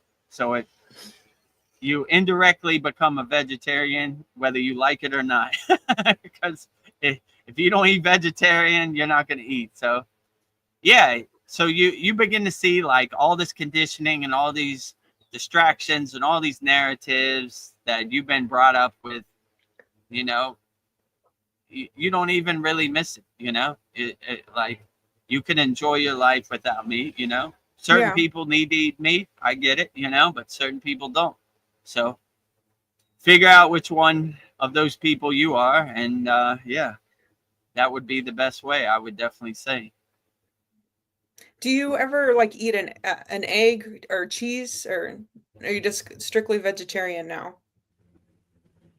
I have, but I'm not like a food Nazi, you Okay. know? Like, if I go to somebody's house and they offer me a hard boiled egg, and just as a sign of respect, I would eat it. Okay. Because, You're not like you throw it know, at them. yeah, so like, but it's not a part of my regular diet, let's say like Okay. that, you know? But it, if I'm offered, I remember a story about Babaji. They said Babaji doesn't eat food, but if you offer food, he's going to eat it. He doesn't Oh, need it to sustain himself, but just as a sign of respect, right? Like, you offer me food, I'm going to eat it. So it's called prasad in like India. So yeah. many times we were walking and people always offer food. In Thailand too, at 6 a.m, the Buddhists walk in bare feet, and people line up to give them food, right? So sometimes it becomes overwhelming, right? And you don't. There's been many times I've been super full, and they're like, "Here, take my food," and I didn't want to eat it. You know, like, it's good, Thank you. yeah, it's great. You know, like, like, I'm too full, right? So you just eat it anyway. So like, yeah, if somebody offered me a hard boiled egg, like I was over somebody's house or something, I wouldn't say no. I would just eat it as a sign of respect, right? Because you don't want to make them feel uncomfortable, like my food is no good, you know. So I would Yeah. eat it, you know. Let's just say it like that. But it's not something I would go out of my way to find or eat, you know. I know the Passad, that's when you're like offering food to like the statues and the Right. deities. Yeah. Yeah. I don't know. You give to God before you give to yourself. So, you know, in our school, you know, we have a food mantra where we give to Babaji first. Babaji blesses our food, purifies our food, cleanses our food. Then we take it back. But it's a sign of good faith, giving your food to God first. And you know God's not going to eat your food, but you offer first, right? Like, so God blesses your food and removes all the poison or whatever out your food and purifies it. So it's I, divine food after you give it to God. yeah, I've been seeing a lot of videos of Passad, and like a monkey will Mm. just show up and eat it. Like if there's like some fruit, they'll like grab it, and I'm thinking, well, maybe that's God eating it. The animal just showed up and took it. Like, Yeah, if the animal takes it, just let him take it. You know, that yeah. animal is the spark of God too. So you never know. Yeah. My guru used to say, "We never know where Shiva is hiding." Right. So there was this one story my guru told me that uh, this guy, his guru, he traveled with his guru, right? And they were sleeping in a tent, and the guy's feet was on the guy's face, right? And he Yeah. just got so frustrated. He was like, I can't take this no more, right? And when he said that, this guy turned into Shiva, right? So we always Oh, say we never know where Shiva's hiding, right? Or how Shiva's testing us. So we're always looking for signs of Shiva, like, is that you, Shiva? Okay, you know, he's coming in a monkey form. Okay, eat all this food, you know. That might be Shiva. So yeah, there's many stories like that, you know, like you never know where God's hiding, so you always offer wholeheartedly without any expectation. So if a monkey takes your prasad food, then that's what it was meant to be. That was yeah. meant to happen. So it might be Shiva monkey. So Yeah. you know, enjoy it, right? I don't know. I thought it was beautiful because you're not letting that food go to waste. So, like, yeah, Yeah, the animal. it's nourishing a sentinel being, and you know, so why not? You know, that's the point. We help everybody, not only humans. We help all animals and give divine energy and divine nourishment through food. So yeah, give wholeheartedly to all sentinel beings out there. Well, I've been thinking about thoughts. So I have a bunch of questions on thoughts. I don't know. My first one is, are our thoughts actually ours? Because sometimes I don't even think my thoughts are mine. That's a good question. So depends how you think your thoughts are yours. I kind of have the Yeah. perspective like I'm more of the detached witness where these are just clouds passing in the sky and I really don't get attached to it. I say, oh, that's interesting. Came in my mind, but I'm not really attached to it. I don't know where that came from. So I don't really take credit for any of this stuff. Like anything that comes out of my mouth on these soul talks or sad songs or whatever, I don't know where they come from. So I definitely don't think they're mine. It's just stream of consciousness, and I just try to align myself and center myself to pick up the signal. But yeah, I don't know where these thoughts come from, and I don't really think I have these thoughts. I mostly say, Babaji is driving my car. I'm just witnessing him drive me around. Or I'm Babaji's mailman, delivering the mail. So I just deliver Babaji's mail. Yeah. I didn't write the mail. I just deliver the mail. So I don't know where any of these thoughts or these intuitions come from. I don't take credit for any of them. So I definitely don't call any of them mine so I don't take credit for any of this stuff. So, yeah, I don't know where these thoughts come from or where this divine inspiration, or I don't even know how any of this happened. Like, how did I sleep in a cave in the Himalayan mountains? How did this soul talks happen? How did this Kriya yoga school happen? I have no clue how it started. I'm just enjoying the ride, the roller coaster ride, the up and down, the right and the left, sideways, back and forth. Yeah. Just enjoying the ride, not trying to make sense of it. Like, I don't know how any of this happened. It's beyond my comprehension, actually. So I just enjoy the ride as best as I can and wake up with a smile on my face, see how Babaji is going to surprise me today, But I take no credit for any of these thoughts, any of these intuitions, I watch these soul talks back sometimes and I go like, I have no clue where any of that came from. Yes. It's like, where did these words come from? I don't say words like that. Like, there've been different Babaji quotes where some word would just come out of nowhere. And I think we recorded a Babaji quote yesterday. I was like, North Star. And I was like, why did I say North Star? Where did that come from? Another one, I said pesky boxes. I don't say pesky. That's not in my vocabulary. Yeah. Said something about Superman that came out of nowhere. I don't know where any of this stuff comes from. So yeah, I don't take credit for anything that comes out my mouth. Give all the glory to Babaji in service of Babaji on his mission, but I take no credit for any of this stuff. Well, I don't know how long our internet's going to last, but I have another thought question.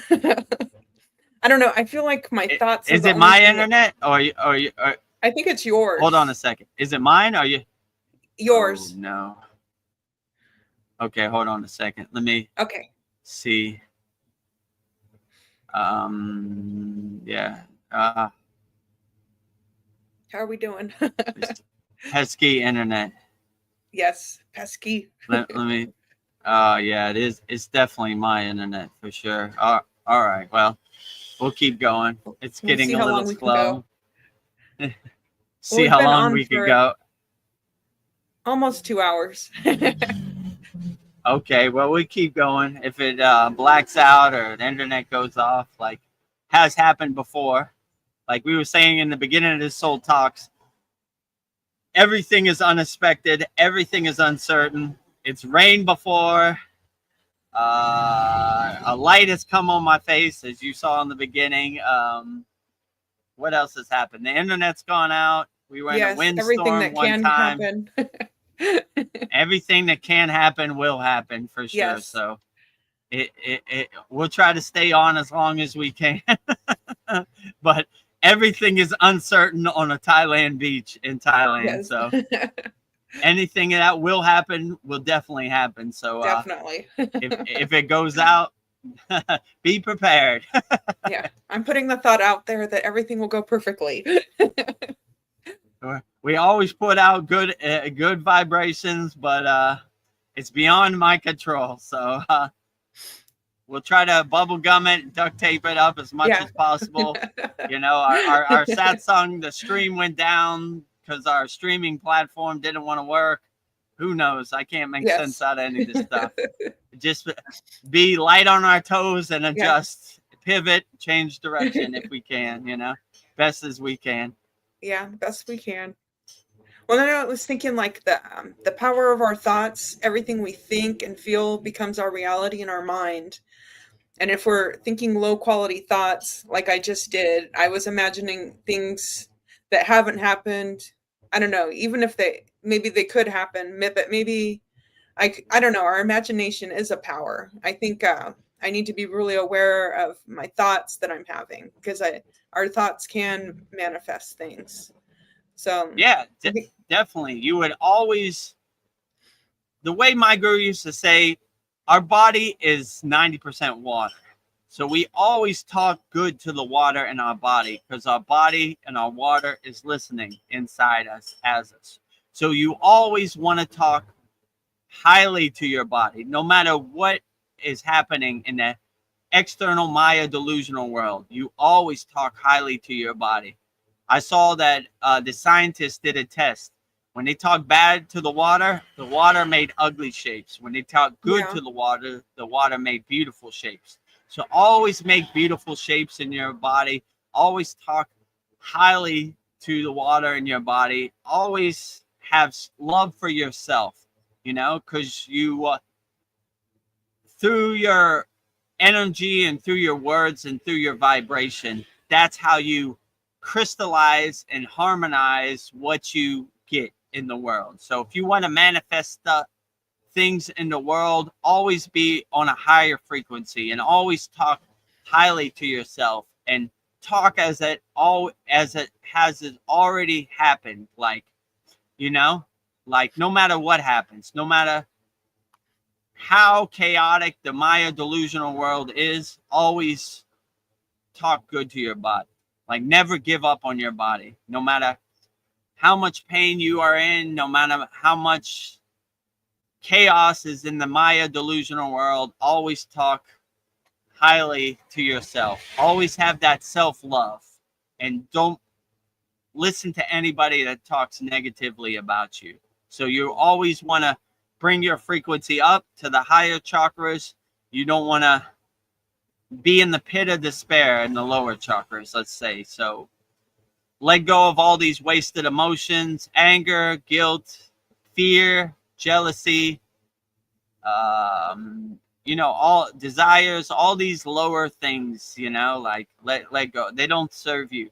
So just attach yourself to speaking positive to yourself, giving yourself self-love, and talking beautifully to the water in your body. And I don't see how you could go wrong by doing that. So your thoughts will crystallize and harmonize with your action. I took that from a Babaji quote yesterday. I just remember that. So when you harmonize with your actions, you know, if you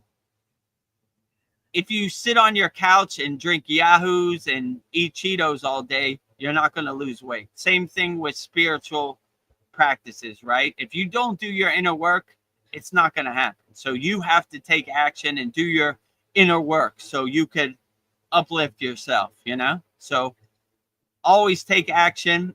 And when your frequency sees you're taking action, you know, you're not just wishing upon a star for your things to manifest, then you will harmonize with your actions, right? And you'll be on a good frequency to get what you request. So that's what I would definitely say. So always speak highly to yourself. Always harmonize yourself with good talk, good self-talk, self-love, divine love, and you should always be okay. Like you should never have a problem on the path. So that's what I would say. Your thoughts crystallize and harmonize with your actions. Beautifully put, Babaji. Beautiful, Babaji. Yeah, I just saw a quote that goes with what we're saying. It was everything is energy, energy match the frequency of the reality you want, and you cannot help but get that reality. So you gotta, whatever you want, you gotta match True. it with your energy. Yeah. Harmonize, match your energy with what you're requesting, and you would be closer to manifesting what you really want, you know? So yeah, that would be good, definitely good advice, I would definitely say. Yeah. Was there anything else I wanted to say about thoughts? I don't know, like thoughts, like being worried about something, it can consume me. And it's all thoughts. And I let these thoughts, Yeah. but it's just like it hasn't even happened. But like worry is like it's so horrible.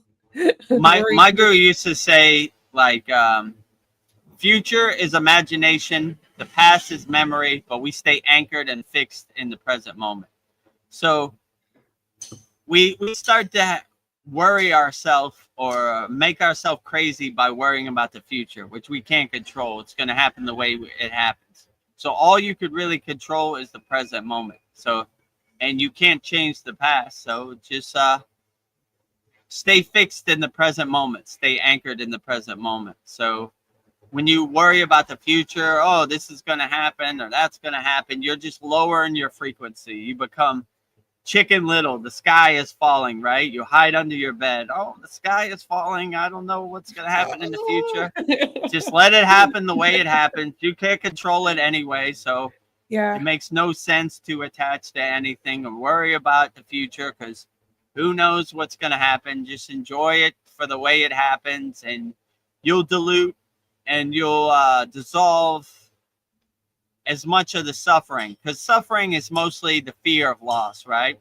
I'm gonna lose my health, I'm gonna lose my money, I'm gonna lose this, I'm gonna lose the love of It my hasn't life, even my happened. partner.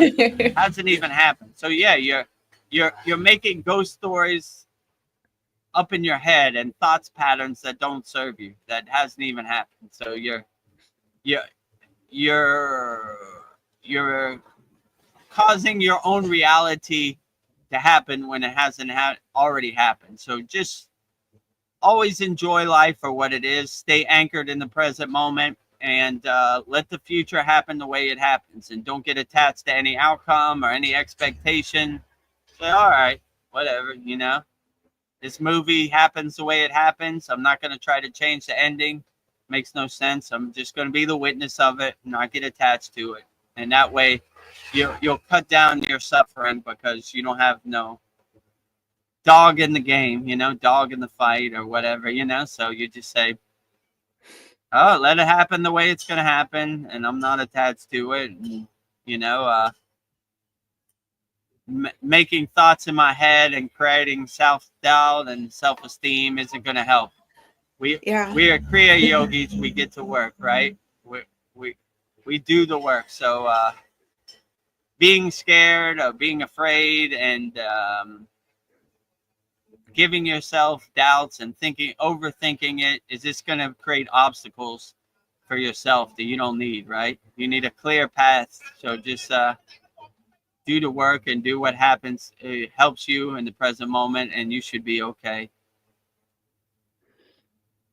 So I was thinking, like something that maybe you could share to help people. Like, what were some major spiritual awakenings that you had for, like, I don't know, that you could share, like, for somebody just beginning that's like noticing things. I don't know if you had any advice or anything so what were some of your awakening symptoms?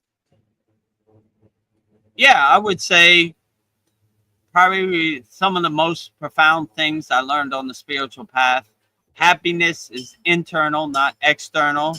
So you don't need anything to make you happy. All you have to do is close your eyes, sit on the side of your bed. You don't have to go anywhere. You don't have to spend no money for happiness. Happiness is inside you as you.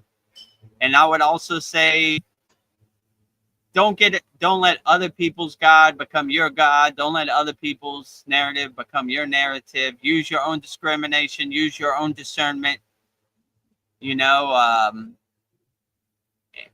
And yeah, I would just say focus on being happy. And happiness is also inside you as you. And freedom is inside you as you. So many people think like, I'm going to be enlightened if I go to the Himalayan mountains. But if you have the right discernment, that is the most important thing. You just sit on the side of your bed, close your eyes, and go to your happy place. And not get attached to anything anybody else says, because they have no clue how you feel in your body. So I would just do what uplifts you and makes you feel the best. And that's why in our Kriya Yoga School, we have hundreds of Kriyas, because maybe the 5 Kriyas that work for me might not be the 5 Kriyas that work for you. So we try to give you a buffet, a smorgasbord of many techniques. So something has to work for you. And yeah, I would definitely say help as many people as possible. You know, look for opportunities to help as many people as possible. Love unlimitedly. Give as much love wholeheartedly as possible. Be a unconditional love sponge, an unconditional love radio antenna, giving as much loving energy, uplifting as many people as possible. Yeah, and just be a free bird and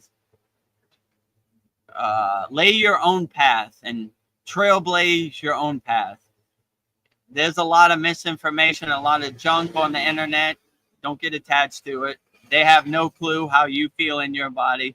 So just do what makes you feel the best, what resonates with you the best. And the best technique is the one that makes you feel the best. So always do the technique it makes you feel the best. And I would just say, listen to your soul.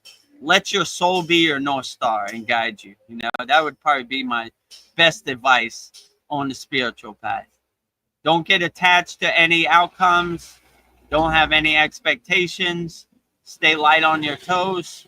Don't be married to any ideas or any techniques. Pivot, change course, adjust as necessary. And yeah, you should be fine, you know? And watch the Maya delusional world like the comedy movie it is on the stage of the universe. Don't get attached to it. Like, Yes. this, you know? So once you're not attached to anything, you really can't, you delude all your suffering and all your expectations as much as possible. So you don't really care. Don't care what other people think, you know? Like I said earlier, they don't pay you money or they're not in your family. They don't matter, you know? Yeah, So don't care, who don't cares care. what other people think? I don't appreciate your statue of Babaji. It doesn't matter. It's between me and Babaji. Yeah. I don't see how you fit in. No middleman and your connection to God, you know? Have a direct connection, right? You don't Yeah. need anybody to save you or send an email to God for you or anything, you know? That's how you get it. That's the lazy path. That's how you get in trouble. Oh, church, I give you $100. Send God a message to give me some blessing, right? Direct email. You know, it's direct. I have God's direct email. Let me send him an email for you. If you understand, that's not how it worked. You know, you cultivate your own connection in your own alignment to God. So somebody telling you a story about God is almost a funny joke because you know what God is, because you experience God in whatever form works for you, you know? So don't let other people's form of God become your form of God. Don't borrow their beliefs, make their beliefs become your beliefs. Yeah, and realize no one's coming to save you. You save yourself. And when you do your inner work, you're not looking for someone to save you. You know, that's also the lazy path. You know, God is coming to save me. God is busy. He ain't coming to save you. You know, like, come on. You really think the source, the creator of everything, the millions of multi-universes, whatever, is saying, Vedagurudev sitting on a Thailand beach right now, let me go help him. God is way past that. So you do your own inner work and you're not waiting for anybody to save you. I don't pray to God to give me stuff or save me, you know. I do my own inner work, and we don't talk about Kriya Yoga, we do Kriya Yoga. So, you know, save yourself, do your own inner work, and you don't have no expectations. You're not looking for anything. So, yeah, that would probably be my best advice on the spiritual path to just go with the flow. Don't put any roadblocks in your way. I mean, this was probably a good thing I learned the hard way on the spiritual path. Get out of my own way. Overthinking this. Why is this happening? Why did this do this or this and that? Putting up walls or roadblocks or obstacles in my own way. Get out my own way. Surrender to the path. Whatever happens, shake it off. Dust yourself off. Keep walking. Walk forward, not work backwards. Climb the ladder up to divine consciousness, self-realization, not climb the ladder down to ignorance. So always going up. As you know, in our school, all of our techniques are going up. The elevator's going up. Down. Going up, going up, up, not down, only up, straight up, right? Yes. Opening the gates of our crown for the pillar, like, boop, right on top of the head. So, yeah, always bring your connection up as much as you can. So, yeah, that would probably be my best advice, but I don't have all the answers. I took a lot of bumps. I fell in a ditch many times. I fell off the path many times, but we just keep going. We dust ourselves off. So don't try to make sense of it. Just keep moving. Whatever mountain God puts in your way, embrace that mountain wholeheartedly with a smile on your face, and get your hiking poles and your hiking boots and start climbing. However steep that mountain is, get to work. So that's what I would just say. So I look at everything as an opportunity now, not like a disappointment. Yeah. All right, my body fails me today. Let me get to work. Let me go into my toolbox and see what kind of tools I got to help me overcome this. I got something in there that's going to work. I don't know what it is, but I'll keep trying till I find out what really works and uplifts me, So keep pulling those tools out of your toolbox. And if you don't have any tools in your Kriya Yoga toolbox, everything is on the screen right here. So, So, I just bought my first mala beads, and I saw something called a meditation armrest, and it's like one horizontal stick and then one vertical stick. And for the life of me, I don't understand how this works. Do you know how you use it? So some yogis, hardcore yogis, they do so many malas that their arm gives out, right? They're holding it up and their arm goes out. So I have in the picture of Mataji, she has like a V-shaped stick, right? And that's to put her arm in there so she could do mala beads 24 hours a day. So that's basically what it is for. Like some people, their arms go numb because they're not used to it. So they have a rest for their meditation hands. They have one, it's like a wooden bench where they put their meditation hands, or they rest their hands in mala beads. So yeah, I have this stick at home. It's in front of Mataji's picture. I mean, it's not really it wouldn't really work for me because it's a little stick, but it's a symbolization. I give Mataji her armrest stick in front of her picture. So yeah, that's basically what it is for. So you could go deep as possible, and your arms don't get numb. So it's happened to me many times. My arm, your arm will start to give out, and they like to have the mala beads not touch the ground because they're sacred mala beads. So they like to keep it in the air. When you see our video Mantra Monday, I keep it in the air, with the count, So I try to hold it up as like a divine blessing. But if you do too much, your arms might go numb.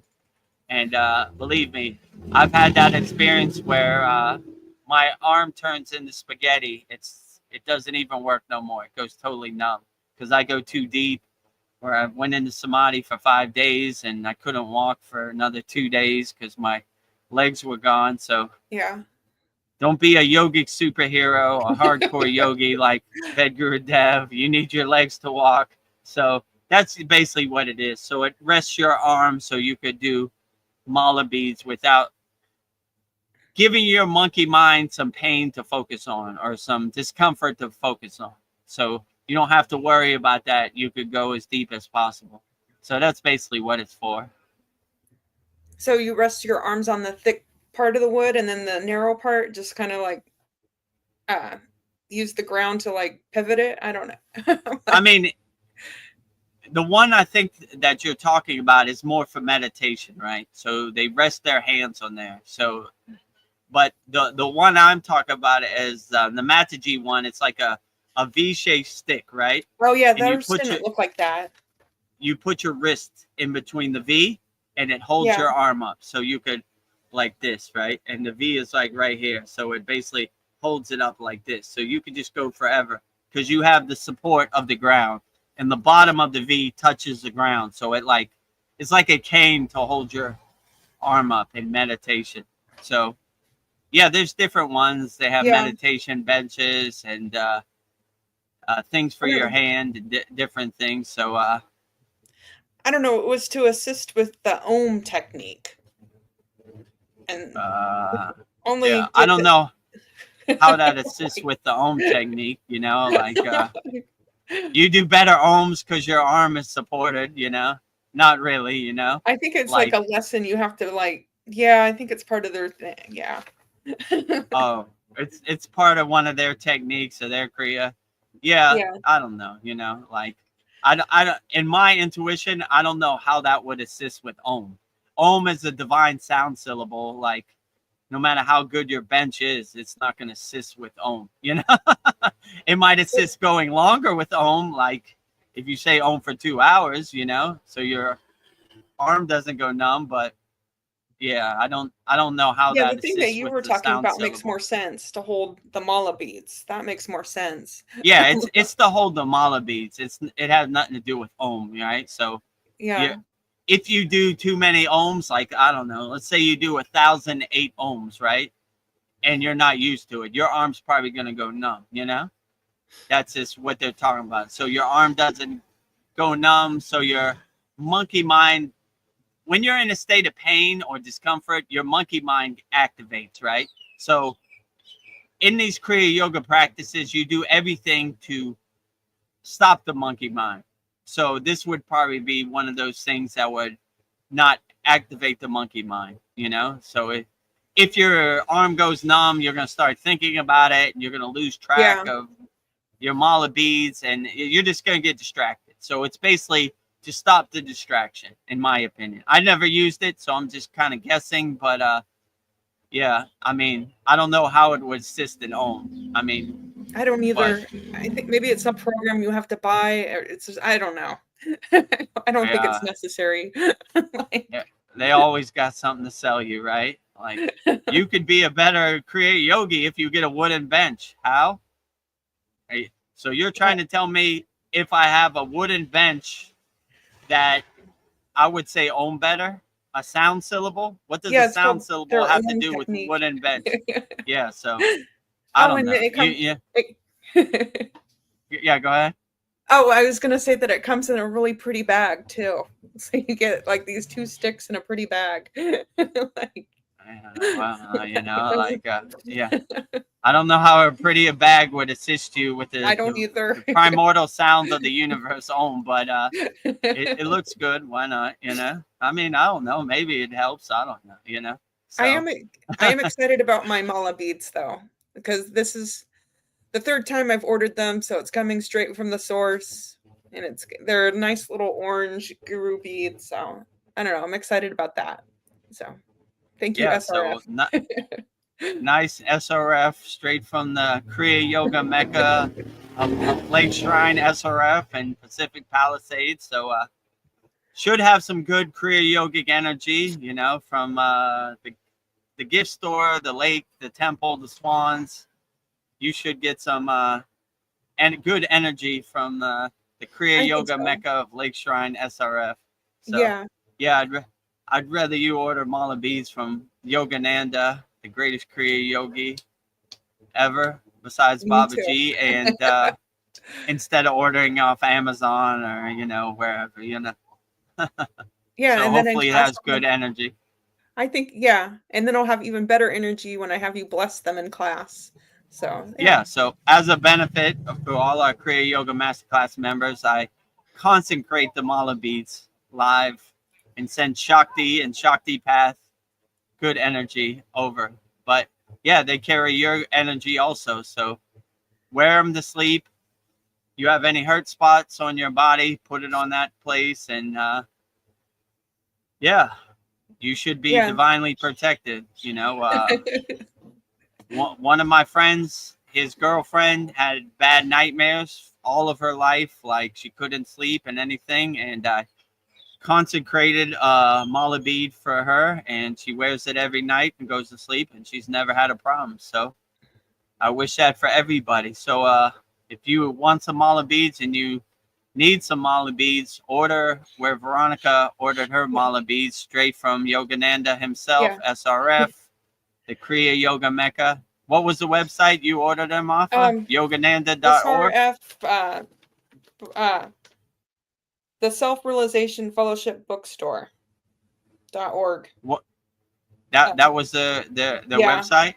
Yeah. So go to Self-Realization Fellowship Bookstore.org. I think they also have Yogananda.org, selfrealization.org, something like that. And go to the bookstore. You know, they have all Yogananda's books, and you'll see the mala beads. How much was it? It was like $22, right? $22, and then with tax, it ended up being $25. So $25, you'll get you a good mala bead straight from the source. And yeah, if you want some good mantras, go to the free Kriya Yoga School. Yeah. And you'll, at the end of all of our satsangs and all of our soul talks, we give some good mantra diksha. And if you want some unlimited mantra diksha, we have it in Kriya Yoga Masterclass. So I'll give you mantra diksha to, we probably have over 20 mantras right now in our class. So I'll give you unlimited. Yeah, go ahead. Oh, I was thinking there's like about 6 that I want for my mantras, but I was thinking maybe I was being greedy. Is there like a limit I can ask? No, there's no limit. We'll go all day till you say stop, right? Like, okay, that's enough. You know, you saw Paul when we did it in our class. I was like, you want more? Well, we got all day. Let's keep going. Yeah, he stopped at 3. He's like, that's good. You know, he wanted 2, but and then he was like, could you give me 1 more? I was like, yeah, we can go as many as you want. So as a benefit, we consecrate it live on our Saturday class. So yeah, get your mantra list ready. And when your mala beads come in, hopefully they come in by this Saturday. I hope so. We'll do it live on this class. We had a very profound class this week. Yes, we did. So yeah, it was our longest class ever, but we covered a lot of ground. We gave some very nice tools to uplift yogis. Yeah, you won't get it anywhere else. They definitely won't give it to you anywhere else, and they'll make you go through a bunch of hoops and hurdles and tests and initiations and all that. So if you join our Kriya Yoga School, it'll be well worth the $50 a month. You'll get the most benefits from this class, and we'll review it in the next class. So this was our 76th class, and our 77th class, we'll review it again. And this was our longest class ever. We covered a lot of advanced techniques in this class.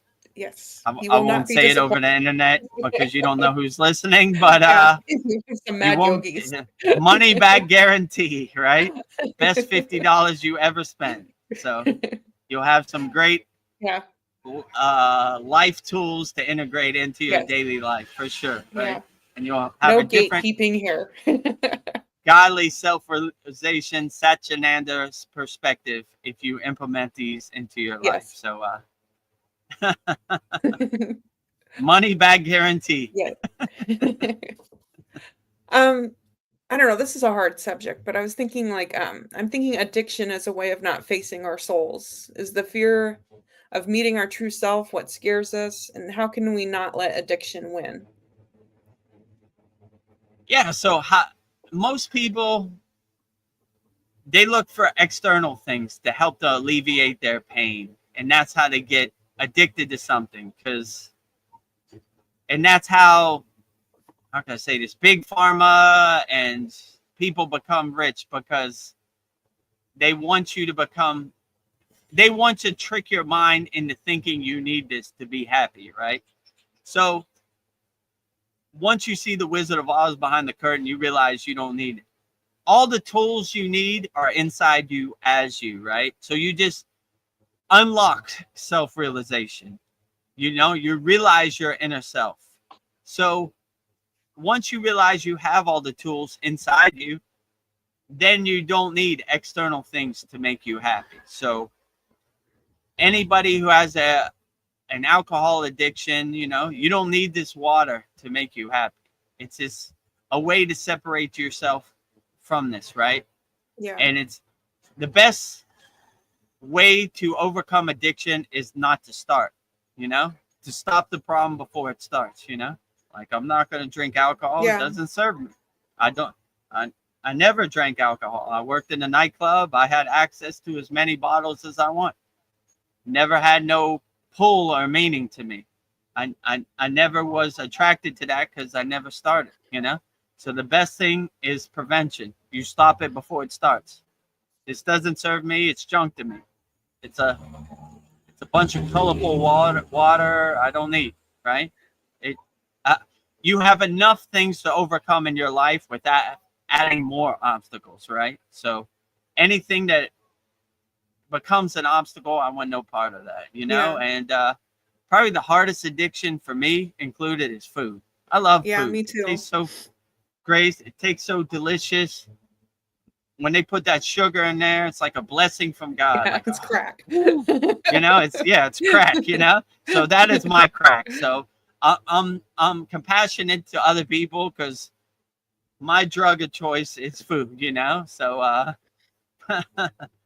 but yeah, so I understand, and they chemically alter it so it's so blissfully you think God is shining his grace on you with this food, or you know, these drugs or whatever. But once you have seen the divine promised land, the happy place of higher consciousness, self-realization, Satchinanda, you have no need for these external things because you realize happiness is inside you, not outside you. So you stop searching for happiness outside you because you have happiness inside you. And you realize that you don't need this to be happy. It's just a temporary band-aid. It's like trying to hold water in your hand, you know. But these are master chemists and technicians, and they are hitting you below the belt. Yes. They know you're the most vulnerable, you know. So yeah, just be aware of that. But once you realize happiness is internal, not external, it's hard for you to get addicted to these things because you see the Wizard of Oz behind the curtain. You see the 3D chessboard, right? And this is only a temporary band-aid. You want permanent happiness. You want to maintain permanent happiness. And the only way you can maintain permanent happiness is inside you. So once you realize happiness is internal, not external, then addiction doesn't have the pull that it has, that it used to have. You know, I know, and definitely in my case, you know, you start to shed these addictions and let go of them. They no longer serve you in the present moment. So yeah, but I know it's rough out there, you know, and I'm not going to say I'm above it. You know, I enjoy a bag of M&Ms every once in a while, you know. I know I probably shouldn't, but you know, like Sandy said, I like some chicken nuggies every once in a while. Yeah. I mean, I'm not above it, you know. Sometime it's calling me, right? Vedagurudev, you're in 7-Eleven. Taste the rainbow. Remember those Skittles? They were so blissful. They're so colorful. Eat them now. Well, I'm calling you. How? I'm on aisle 5. You know, to the left, down at the bottom. Come get me. Right? I'm waiting for you. Don't leave me Right hanging. You know. So yeah, every once in a while I fall off the boat, but I get back on the boat. Like, yeah, I don't know. I was tripping, you know. These Skittles really didn't nourish me, but you know, at least I don't do it every day, you know. Yeah. If you eat Skittles every day or eat chicken nuggies every day, you're probably gonna be in trouble, you Yeah. know. At least you can stop. Moderation, once a month, right? Like, you know. Yeah. So it happens to the best of us. Don't beat yourself up. Dust yourself out. Get back on the path. Like, yeah, all right. You know, been Yeah. there, done that. You know, that didn't really serve me. You know, I had a moment of clarity. I don't know what nourishment I got off these Skittles, but they tasted so blissful. You know, back to work. Yes. Sandy concurs. She says the same for me. Food for me. Sugar addiction is so strong. True. Me too. You know, like I miss the sugar. You know, like it's so powerful, that addiction, that calling, right? So I've never used drugs. I've never, how can I say it? Never drank alcohol. But I guess my only vice would be food and the sugar they put in food, you know. Or so I'm pretty good about it, but I'm not immune to a pack of Skittles once a month, you know. Let's say it like that. Yeah. I mean, probably less than that, but you know, sometimes it catches my eyes and the colors are so beautiful. Taste the rainbow. They have such good marketing slogans, and you're like, ah, why Yeah, not? yeah, You fell know? for it. Let me live in my blissful rainbow Yeah. state once a month or whatever. Yeah. I mean, it's Let me it's be a less than that, Bogart. but you know, let me enjoy it. Yeah, that's another thing. If you're gonna eat Skittles, enjoy it as much as possible. Yeah. So one of my favorite citas is Boganantar. Bogar means enjoy it. So if I'm gonna eat Skittles, I'm gonna enjoy it to the fullest. Each one, I'm gonna be like, living I in my love these Skittles. blissful M&Ms. living in my blissful Disneyland, my wonderland of Skittle bliss, you know. So I enjoy it, and when it's over, then I go back to work, you know. Yeah, So done. don't beat yourself up about it. Just enjoy it in the present moment and keep moving, you know. I was thinking like I don't know, there's this illusion that change takes time, but what if change happens the moment you just decide I'm done?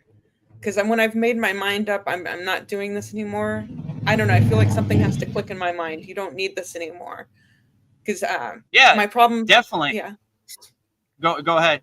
Oh, I was just giving me as an example. Like I've been having problems with my knees, and I need to get this weight off. So it's just like I think I kept the weight on a long time ago because I felt like it was like a protective shield. But now it's just like I need to get rid of this shield because it's like it's hurting me because I need to get the weight off and it'll give me freedom to like move my body around.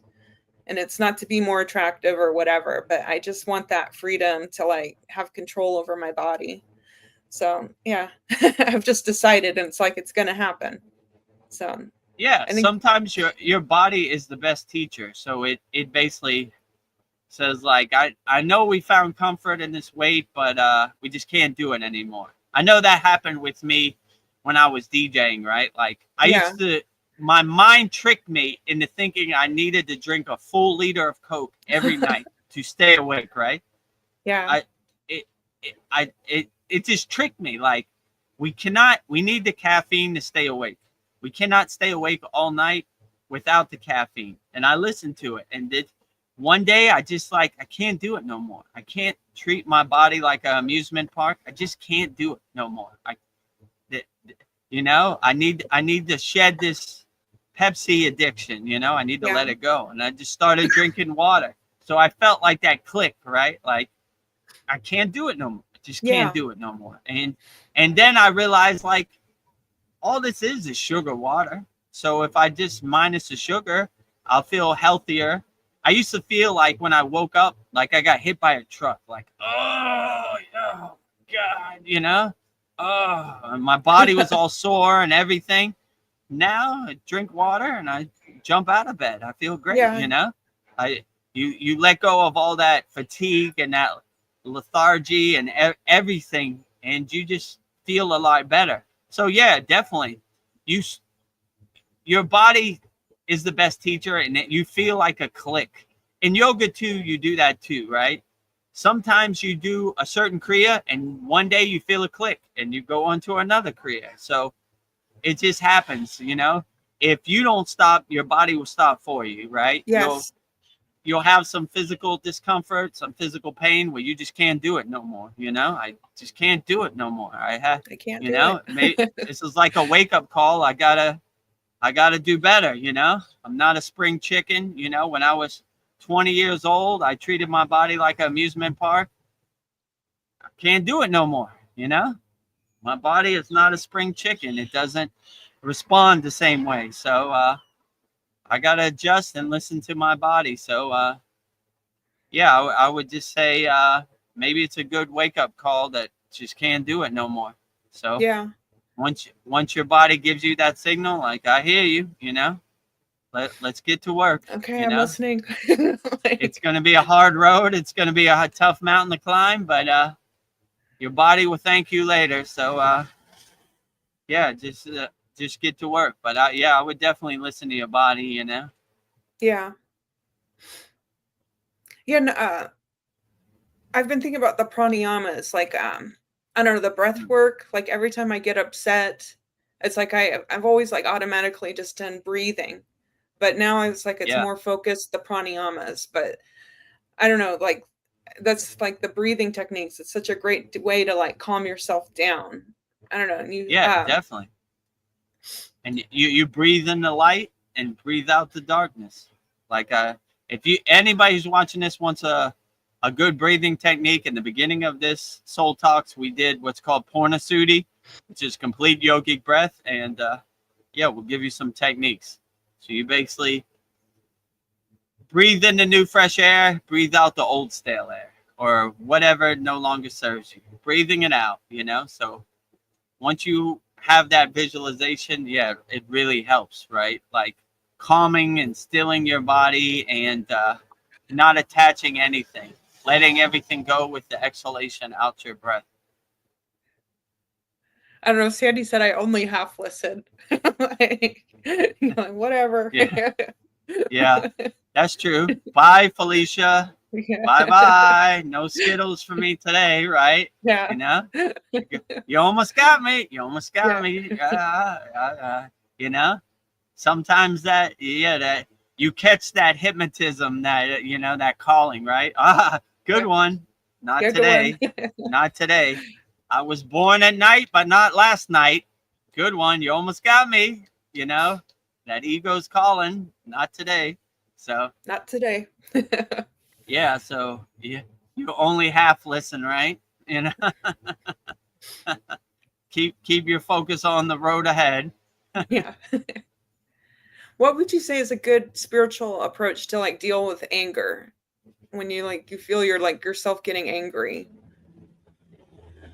I would just say breathe, you know, like Yeah.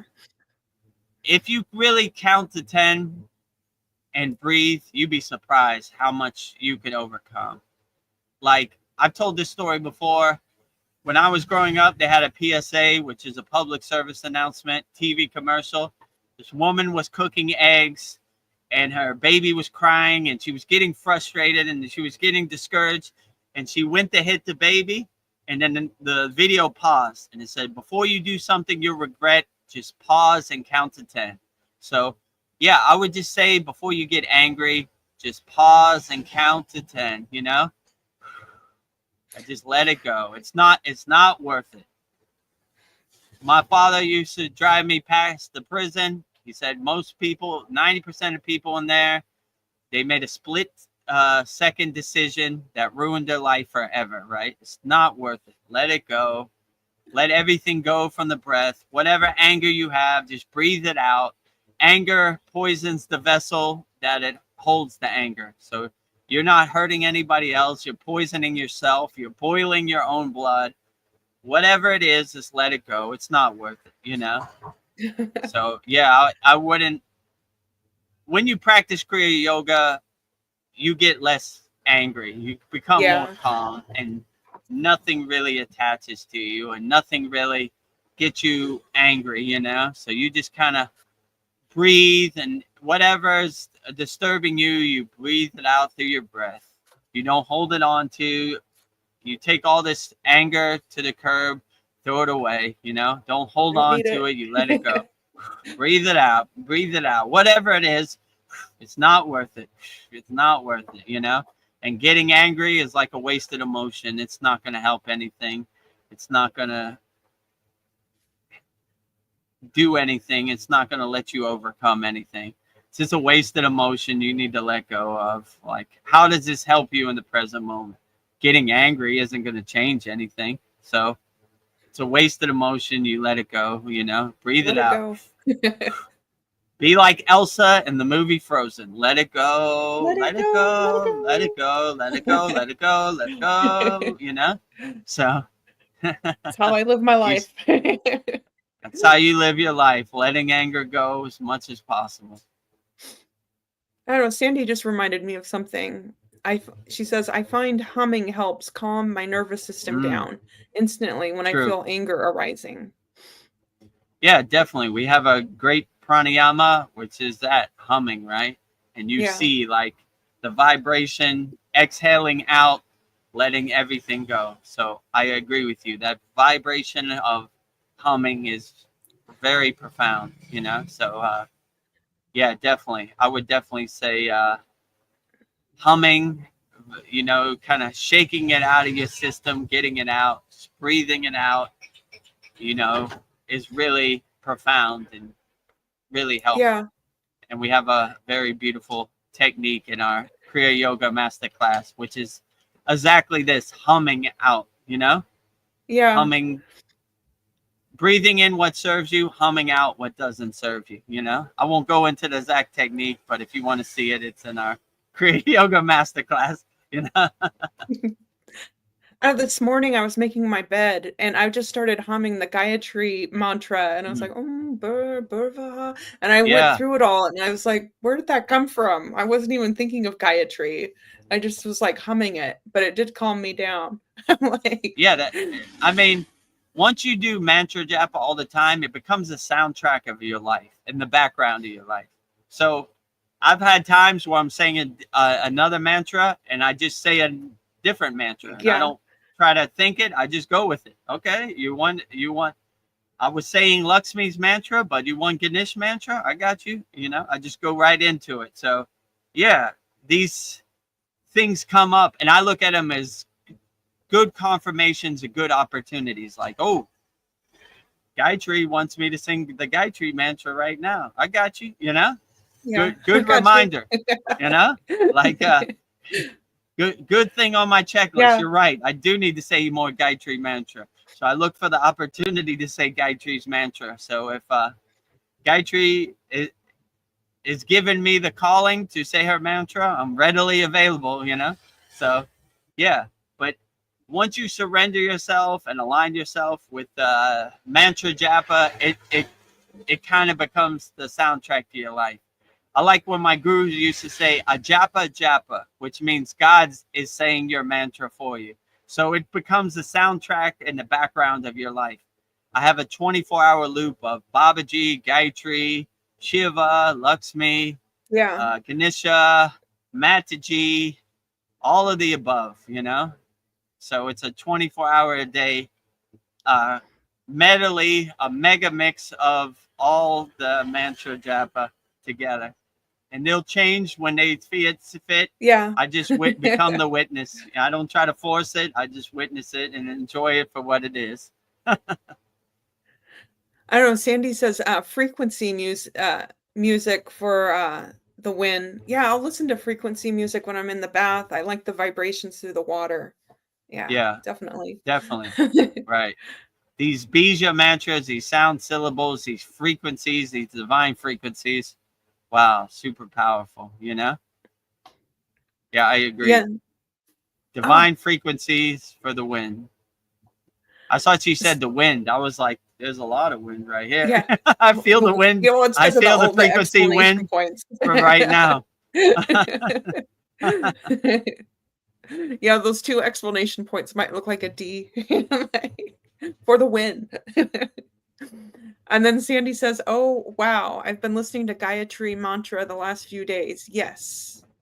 Yeah. It feels Yeah, so I just good. said the wind, and now is a super windstorm. I invoked the wind. You invoked Yeah, it. Gayatri for 2 days is outstanding. Yeah. We had a never-ending mantra japa of Gayatri, and I was usually the leader, but other people led too in the Himalayan mountains. Gayatri up the mountain, Gayatri down the mountain, Gayatri to the left of the mountain, Gayatri to the right of the mountain, Gayatri across the river, Gayatri, Gayatri, Gayatri, Gayatri, Gayatri. You know, I probably told this story before, but yeah, we were in Badrinath temple, which is on the border of Nepal and India. And in that temple, Badrinath, there's a statue of Narayana, which is Vishnu, right? We're in the land of Vishnu. So there's a statue shop across the river from the temple. And we went in there and I said, I would like a statue of Narayana, Vishnu. And my guru said, not Narayana, Gayatri. And I was Gayatri. like, who's Gayatri? I'd never heard of Gayatri. And they were like, you don't know Gayatri? Oh, you definitely need Gayatri, right? So back and forth for about 20 minutes, me and my guru. I said Vishnu, Narayana. He said Gayatri. And I said, all right, give me Gayatri. So since that day, I've been a Gayatri lover, and I've been practicing the Gayatri mantra over and over and over a million times, up the mountain, down the mountain, the right of the mountain, side of the mountain, you know, down the road, up the road, all Gayatri as much as possible. I was the Gayatri leader from that day on. My guru probably said did it to punish me, but it became a divine blessing, right? You're like, I love you don't it. know Gayatri? Now you're going to have to say Gayatri 100 million times a day. So I embrace Gayatri as much as possible. So yeah, I love Gayatri so much, supreme Gayatri lover. And yeah, maybe I take this opportunity to say Gayatri mantra. It's probably a blessing and confirmations. So I'll say it 3 times. O bu buva swaha tat sat viturvaranium bargo deva sadimahi diayo na prachodayat. O bu buva swaha tat sat viturvaranium bargo deva sadimahi diayo na prachodayat. O bu buva swaha tat sat viturvaranium bargo deva sadimahi diayo na prachodayat. So that is the Gayatri mantra 3 times. And then upcoming Mantra Monday, we will have Gayatri coming soon.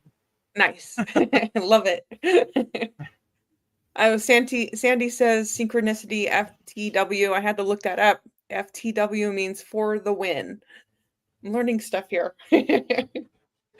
It's for the win or for the win? For the wins. Or I don't know, it was slang, so I had to look it up. FTW means for the wins or the win. For the win, right? Oh, yeah, for the win. So many wins. Okay. Yeah. I when she said it, I thought she said for the wind, like the air, and I was like, yeah, that would work too. I agree with the you. Wind just kicked for the up. wind. Yeah, the wind. There was a big gust of wind. I invoked the wind by saying that. For the wind, yes, give me more wind, right? The you wind can see wins. it. It's kind of the palm trees are kind of swaying behind me. Yeah. You know? Whichever resonates with you, for the win or for the wind, you know? Depend on your environment, on your situation. Whatever you want. Sandy says, I really felt the vibration from the Gayatri mantra in my heart chakra, also the crown. Yeah, it really. Yeah, definitely. Gayatri is like inner divine light, an inner divinity, right? So it's almost like lighting every cell of your body with inner divinity. So you would definitely open your crown chakra, which is a big 1,008 petal sun on your, you know, by amplifying that inner divinity, you know. We have another song in our school, you know, which is good too. It's like a Root Param Jyoti, which is basically the same thing. Like when I give mantra diksha for Gayatri in one of our classes, the meaning is basically that, like lighting your inner lamp and letting it shine, letting your soul shine, you know, letting your inner divinity give you a divine glow, which is a beautiful thing. So I definitely would say that. So if you want Gayatri mantra, it's in our Kriya Yoga Masterclass, or mantra diksha for numerous ones. So it will light you up. But yeah, I definitely love Gayatri, you know. I never heard of Gayatri till that day with my guru in the Himalayan mountains, but ever since that day, I've been a Gayatri lover. Gayatri all over. Like I said, up the mountain, down the mountain, the right of the mountain, to the side of the mountain, you know, everywhere Gayatri, you know. I look for the opportunity. On one of these satsangs, somebody tried to stump me. Like, if you're a yogi, you should know the Gayatri mantra. I was like, I thought you never would ask. Yeah. I know you wait for these opportunities. We have some videos on deck. When somebody asked about my guru, I was like, I thought you never would ask. And then I play the video, right? You know? Vedagurudev, if you're such an enlightened being, then you should show me you turning in the light. I thought you never would ask, you know. Right? Here we go. So, I got tired of asking about the people asking about my lineage and my guru and my parampara. So I just prepared a 2-minute video. So yeah, I guess with that said, that's a good opportunity to play Vedagurudev a week ago, turning into a light being live on a Thailand beach. So you want me to play that one? If you don't think Vedagurudev is a enlightened being, then watch this video that Veronica's going to play right now. Okay. Light being, here we go. When you focus on the mantra, you don't have time for the distractions or the monkey mind or the mental clutter. So, yeah, it's helpful to focus on the monkey, on the physical mind. Do I have a big light on me? Yeah, there's like a glow, like a white orb on your face. Where's it that could be coming Babaji. Is that Babaji?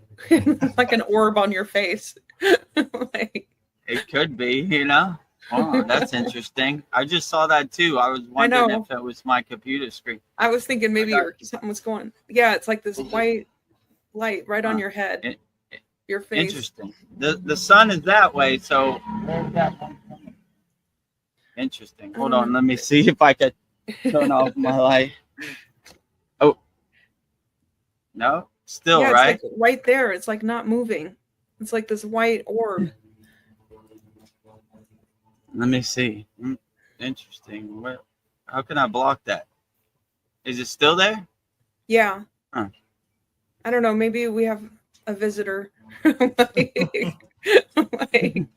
Welcome to our Soul Talks. If you have any questions, orb. Where did that come from? I don't know. It wasn't there. Try cleaning your lens. Maybe it's something on. Yeah. I'm trying to clean it off.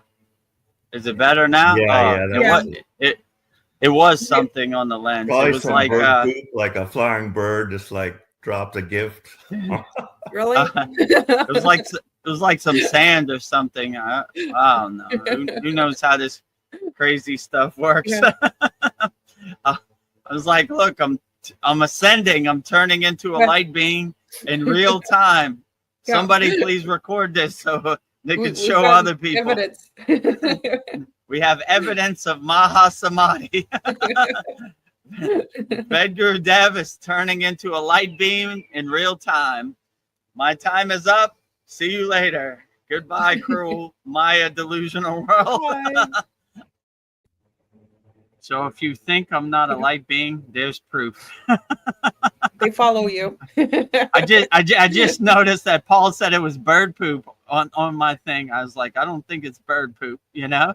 But yeah, whatever it is, we enjoy it. Sandy said it was Yogananda's presence, which I enjoy too. So thank you, Yogananda, for giving us an audience. So you never know what you'll get on these soul talks, you know.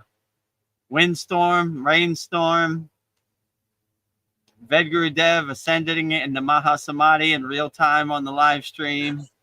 I'm trying to think what else has happened. All kinds of stuff. The internet goes out, so Yes. anything that can happen will happen. So Yeah. we keep going. So Yeah.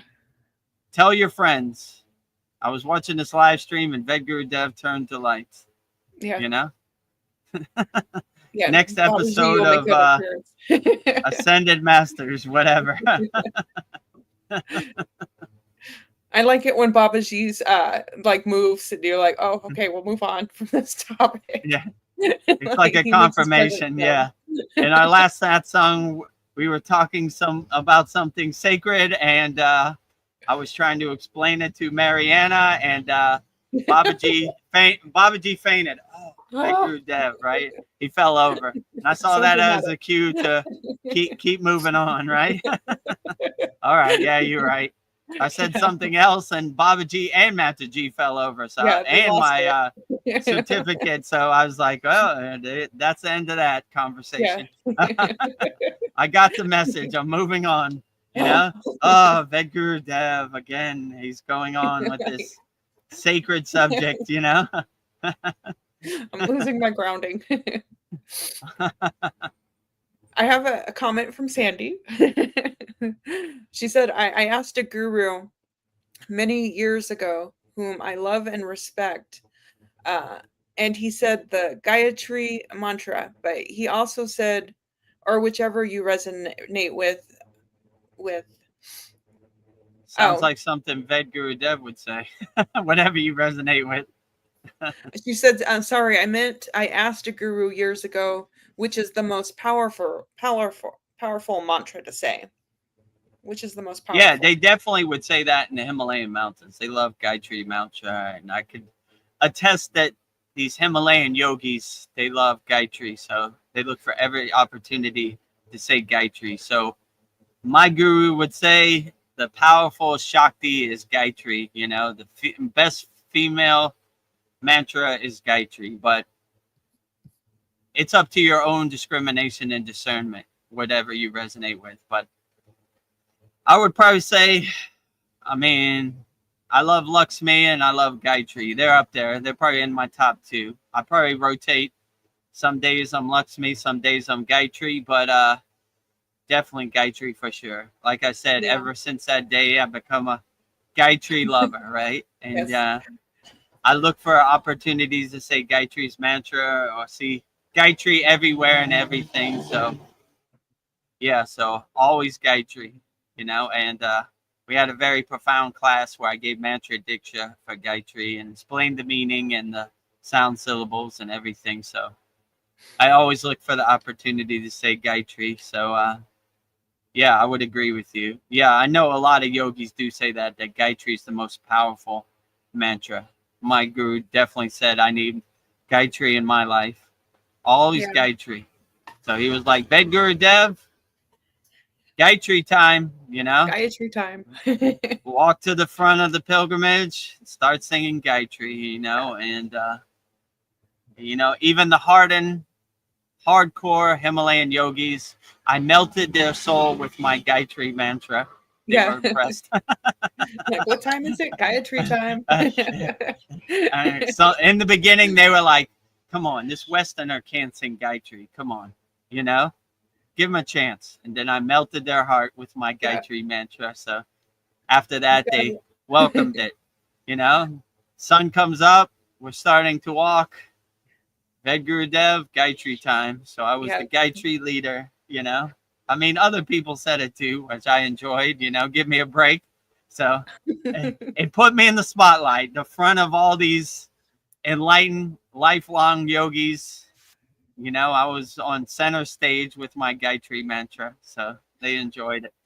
You know, first they were skeptical, but after they heard my bhava, my bhakti, and my devotion, they said, yeah, this guy. And there was no volume control on my Gayatri mantra from my mouth to God's ears, directly to Gayatri. So there have been times denied. like, who was saying Gayatri mantra? I know it was in India. What foreigner was saying? Like, I'm like, oh, powerful. I told a story with so in my guru's ashram, one day he got a microphone and speaker, right? And he told the guy who installed it, I wasn't there, I was probably doing my sadhana. He was like, just don't tell Vedagurudev that we got a microphone, right? Oh boy. I found out, and I was the first in line. Baba, Gayatri mantra, and this had a speaker and an amplifier, so you could hear it the whole village. It like radiated the whole village. They were like, people were like, who's that guy with that powerful Gayatri mantra, right? You can hear it like all 3 villages over, you know? Like, whoa, you know? Here comes that foreigner with his Gayatri mantra. And after I left, my guru told me that they were like, tell that foreigner to come back. He had good Gayatri mantra. He had good bhava. He had good energy. we appreciated it after a while, right? At first, they were like, whoa, too loud, right? Like, you know, but after a while, I melted their heart. I warmed their heart after a while. They came around. You gave it all your heart. like, I can just picture you doing that. I need to sing it louder. Wholeheartedly, right? blowing the roof off, you know, the village, give me right? a blowhorn. Vibrating, right? Yeah, the whole. That's another thing. The conch. You know, whoa, you know. Yeah, you can feel all the vibrations. Right? Yeah. Well, Darren Carter is here. Yay! He says, morning, guys. 4:30 here in the UK. Namaste, Darren Carter. Glad you could join us. Always a pleasure. He says it feels like a different world this early in the morning. Yeah. I love it. Darren Carter is in a UK time zone. I'm in a Thailand time zone, and Veronica's in a California time zone. So all different time zones from around the world, you know. So another human emotion that's so ugly, I hate it, is jealousy. Like people are always jealous, and it's just like, why can't people be happy for you? It's like that's such an ugly emotion. I don't know. Like, I wish people could like be happy for you. I agree with you. My guru used to say, jealousy is the chain that enslaves you, you know? So like all these lower emotions can be put in that boat as a wasted emotion. Like you should be happy for other people. You should uplift other people. You shouldn't be like, why did they get that and why didn't I get that? You're basically poisoning yourself with your own poison. So don't do it. No need. All these lower emotions, anger, jealousy, guilt, fear, just no need. Wasted emotion. Let them go. They serve no purpose. They're wasted emotions. We don't need them. Yeah. So, bye. Bye, Felicia. Bye, Felicia. Be happy for your fellow man, you know. I want everybody to win. Rising tides lift all boats. So I encourage everybody to win. If somebody wins, I say great for them. They deserve it. You know, I don't say, why didn't I get that? You know, let all those lower emotions go. They no longer serve you, you know. So be happy for everybody, you know. Rising tides lift all boats. So in the Buddhist tradition, they have what's called a Dharma wheel, which is a wheel, right? So they say, be happy for everybody always, because the wheel is turning. Those people who are on top today will be on the bottom tomorrow. And you'll see them while the wheel's turning, on their way down and on the way up. So always be happy for everybody, no matter what, right? Because you never know, you know? So yeah, be happy for everybody always. The Dharma wheel is turning, you know? Yeah, and also when I see somebody doing well, I think, oh, it's possible. I could do it. It's kind of like a signpost. Like, oh. Yeah, exactly. Like when anybody wins, you feel their win is your win, and you should be happy for everybody, right? congratulations, you deserve it, Yeah. So You cracked the yeah, code. you Thank should you. never be jealous of anybody, In the country I live, that's a big thing in Thai people. They like to compare. I got more money in the bank than you. I got a better car than you. It's so boring and gross, Yeah. Who Boring. cares? I don't care, I don't want your ghost to blew my light away, Oh, okay. Invoke the wind. I don't know. And It's for the almost been wind. 3 hours. And for the wind, woo, fly like an eagle. Let my spirit be free. Fly like an eagle. Let my soul carry me. I always liked that song. Hey, that's old school. 80s Yes. Steve Miller Yeah. band, Fly Like an Eagle. Yes. Look it up on YouTube. That's one of my favorite songs. I love that song, Fly It'll Like blow an your Eagle. mind. So yeah, what were we talking about? I forgot what we were talking about. We were talking about jealousy, and Sandy Oh had yeah, another. jealousy. Yeah, go ahead. Oh, Sandy had a comment. Jealousy is connected to the blocks in the lower chakras, and a great deal to Oh, do with absolutely. giving power to sacred scarcity beliefs. Yeah. Yeah, definitely. Lack, scarcity, ignorance, all that. Lower three chakras: your root chakra, your sacral chakra, and your navel chakra, your manipura. So your Muladhara, your Sahadhisthana, your manipura chakra, your three lower chakras. Yeah, so I agree with you. All blocked up.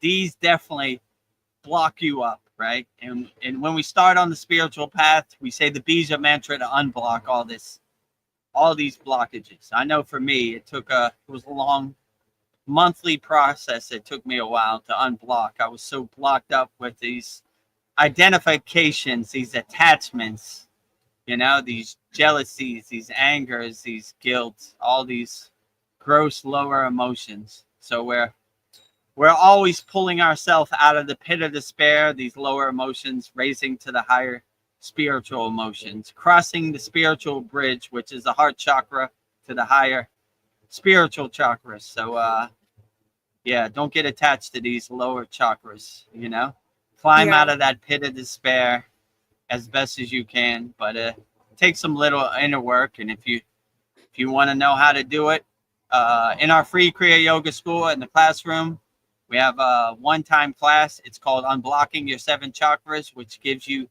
the Bija mantra and the exact process to how to unblock your chakras. It's one of our class's favorite. It's only, I think it's $25 one time. You can watch it a million times over and over. And definitely in our Masterclass, we have millions of these techniques. So try it out. Only $25. It's in our free school. So if you're a member of our free school or you're not, join our free school. Up at the top, they have a tab. It says Classroom. Go in there and you'll see it. So, yeah. Best $25 you ever spent. Best.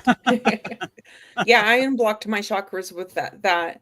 I didn't I did it twice perfectly, and I didn't think anything of it, but I was thinking like I don't like the lower chakras, like the root chakra. Yeah. That gave me some problems, and I don't know, it was just like I didn't know what was going on, and like had to brace like a table, but I was thinking maybe that's like a powerful thing. Maybe that's why people think that opening the chakras is so, I don't know, people say that opening the chakras is bad, but I think it's just because the lower chakras just kind of take you by surprise, opening up that energy, because it took me by surprise.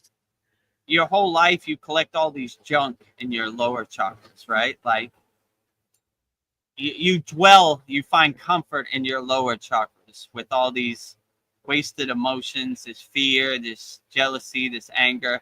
And when you start to open your chakras, your spiritual flowers, it's almost like a breath of fresh air. I mean, in my case, it was a long process because I was super blocked, I was a master of chakra blocking, right? I had no idea what a chakra was till I got on the spiritual path. So it was totally blocked, right? So yeah, when you unblock your root chakra, which is like your grounding, your anchoring chakra, you might have to hold on to a table because You know, Let go. you're exhausting all that junk, and that black smoke is coming out of your red 4-petal flower, you know? So it was the same for me. So yeah, and then once you master that one, then you go up to your sacral chakra. So if you're super blocked like I was, you need to lean into it a lot, right? So a lot of bija mantras. At this point, it's free flowing, but in the beginning, takes a lot of bija mantras to unblock it. So that's what, yeah, I would suggest. But yeah, a lot of people say it's a rough ride, but I've never seen it. In our spiritual tradition, we go smoothly and gently. Yeah. We love the Kundalini snake. We love our chakras, and we sing to it, and we dance with that snake. So we're snake charmers. The snake starts dancing, and, you know, we're not scared of the snake. We don't frighten the snake. You know, then you might have a problem. Hello, beautiful snake. You like to slow dance? Let's slow dance. So the bija mantras for the chakras become a beautiful swan song to the snake. Yes. It loves Swan to hear, song. and it uncoils smoothly and gently up your Sushumna Nadi. Darren has some exciting news. He's been having some severe bliss attacks lately. That is Nice. wonderful. Yeah, that sounds beautiful. And Darren's a member of our Kriya Yoga Masterclass. We had a very profound class, our 67th class, where we showed 5 very profound techniques, and yeah, you'll enjoy it. So if you're already at a state of bliss, go to the 67th class, and you'll be in La La Land in Disneyland for a long time. So there's 5 different kriyas to get you into that La La Land. Use all 5. You use 1 or 2, but yeah, this would definitely get you into a higher state of bliss. So yeah, I'm glad you're seeing fruits and benefits from practicing Kriya Yoga in our Kriya Yoga Masterclass. He says, almost like I've got an internal smile going on. I love it.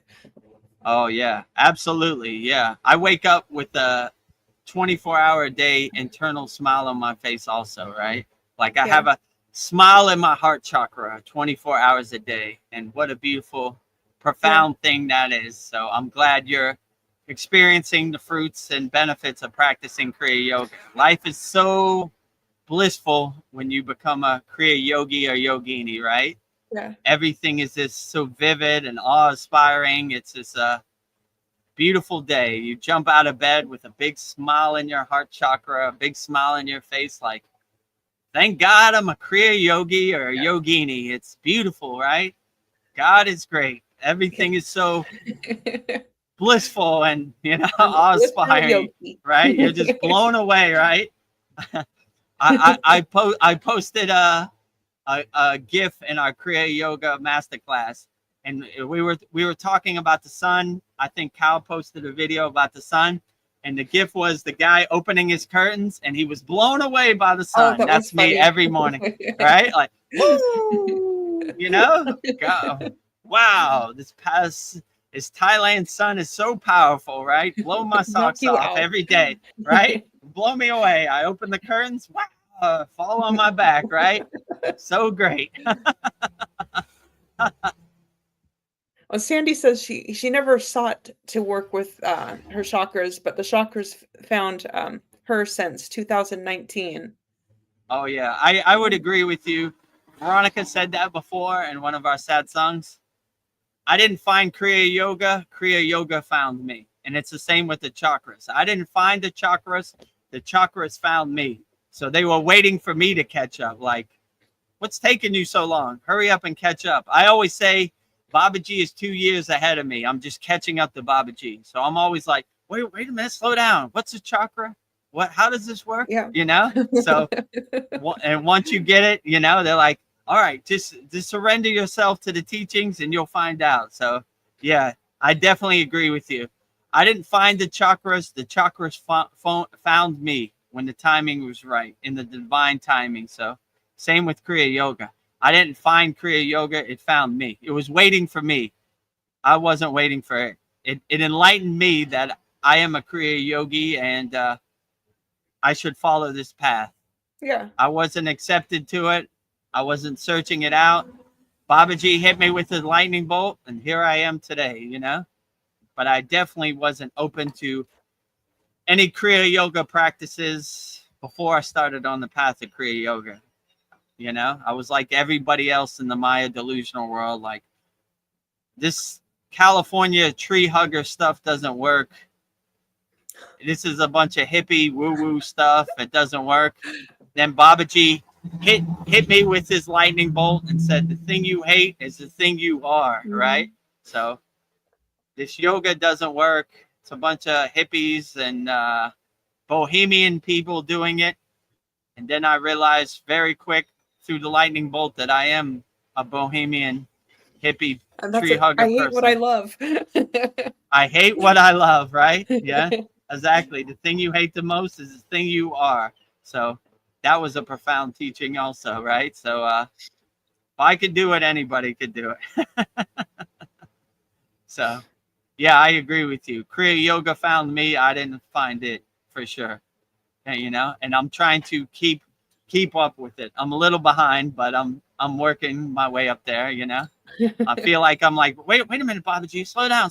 What are the chakras? Who is Gayatri? Wait a minute, slow down. You know, you're going too fast, right? Too much stream of consciousness. You know, I'm like Neo in the Matrix. The download is too. Yeah. Wait a minute. What? You know? What is happening? So yeah, I agree with you. You don't find the chakras find you. So Yeah. if you found the chakras, it's probably by no accident, and you want to know how to cultivate it and radiate the sound syllable, the bija mantra to each chakra. Like I said, join our free Kriya Yoga school, freekriyayogashop.com.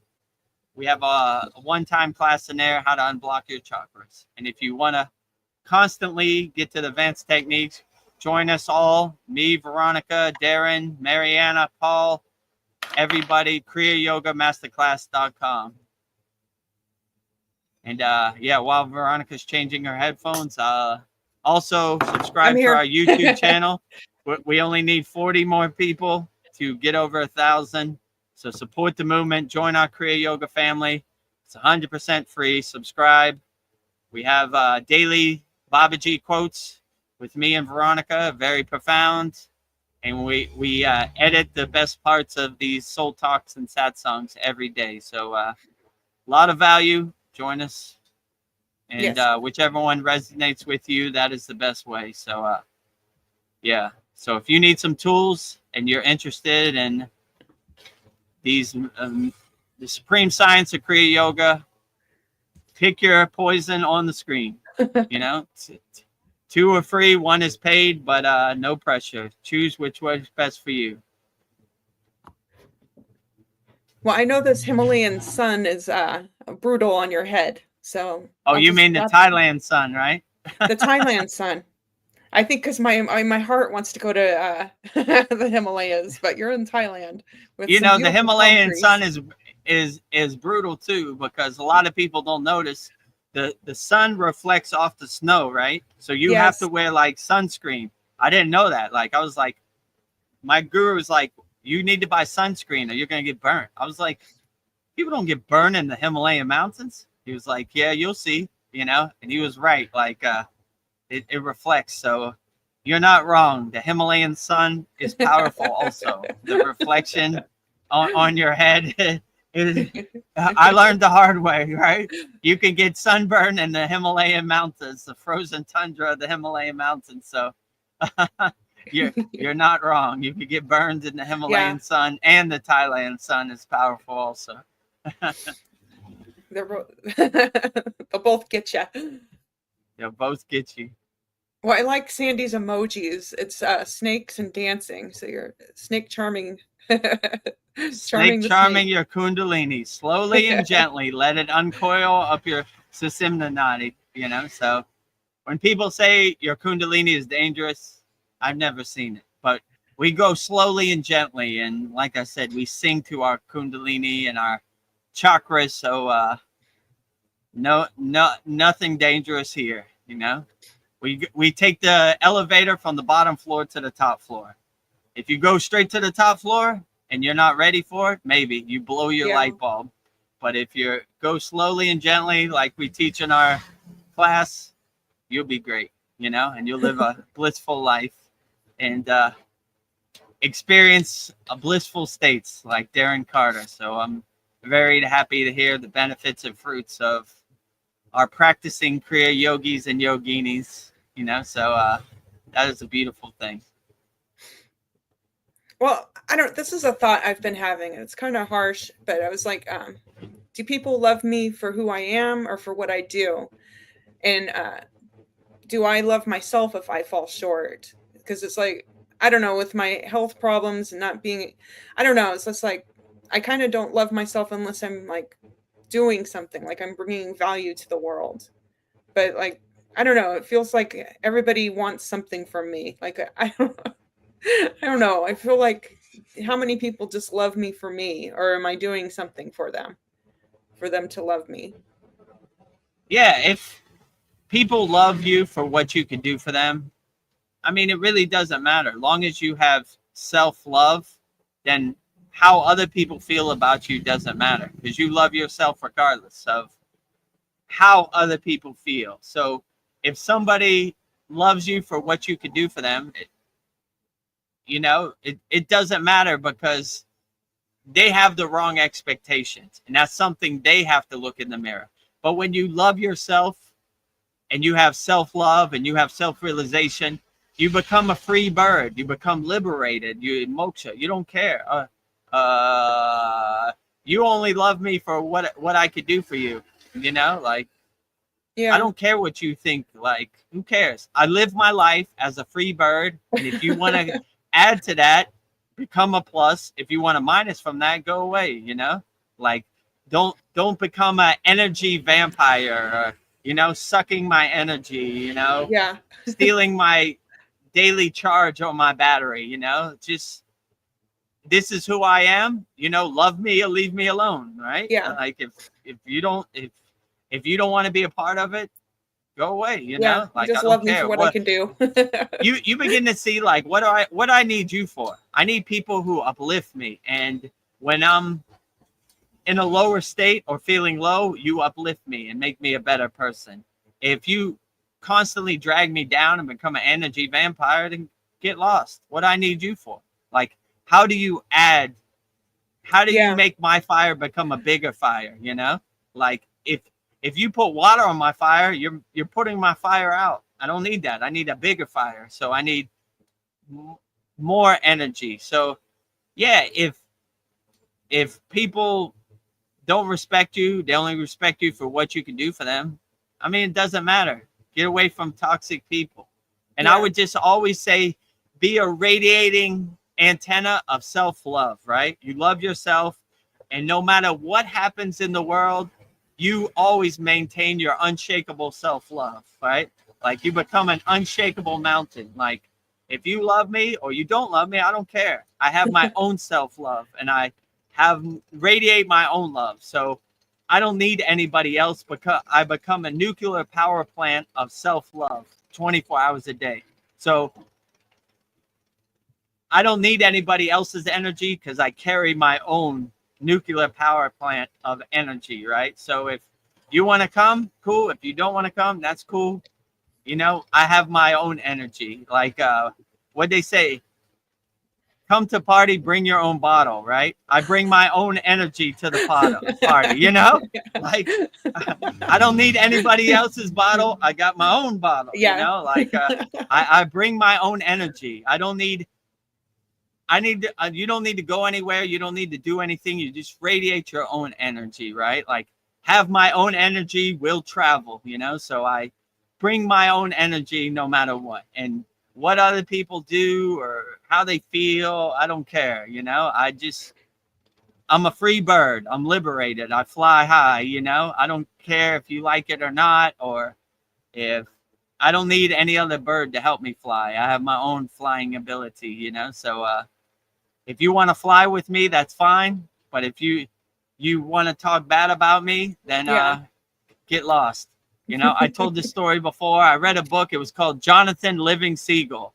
And all the other seagulls wanted him to eat trash, and they hated him because he just wanted to fly as close to the sun as possible. So be a free bird and fly as close to the sun. Enjoy the wind on your face. All these other lower frequency birds eating trash off the landfill, don't worry about what they say. Yeah, They're not for unimportant. me. Not for me. I don't want to eat trash. I want to be free. I want to fly, right? Well, if you don't eat trash with us, we're going to talk bad about you. I don't care. I'm flying away. Goodbye, you know? So don't be with the pigs rolling in the mud and the birds eating trash off the landfill, you know? Be free. Free bird. Free bird. I know. I just found a really great love quote. It says, "Pure love is a willingness to give without a thought of receiving anything in return." True. Yeah. Yeah, I agree with you. Pure love, giving unconditional love wholeheartedly.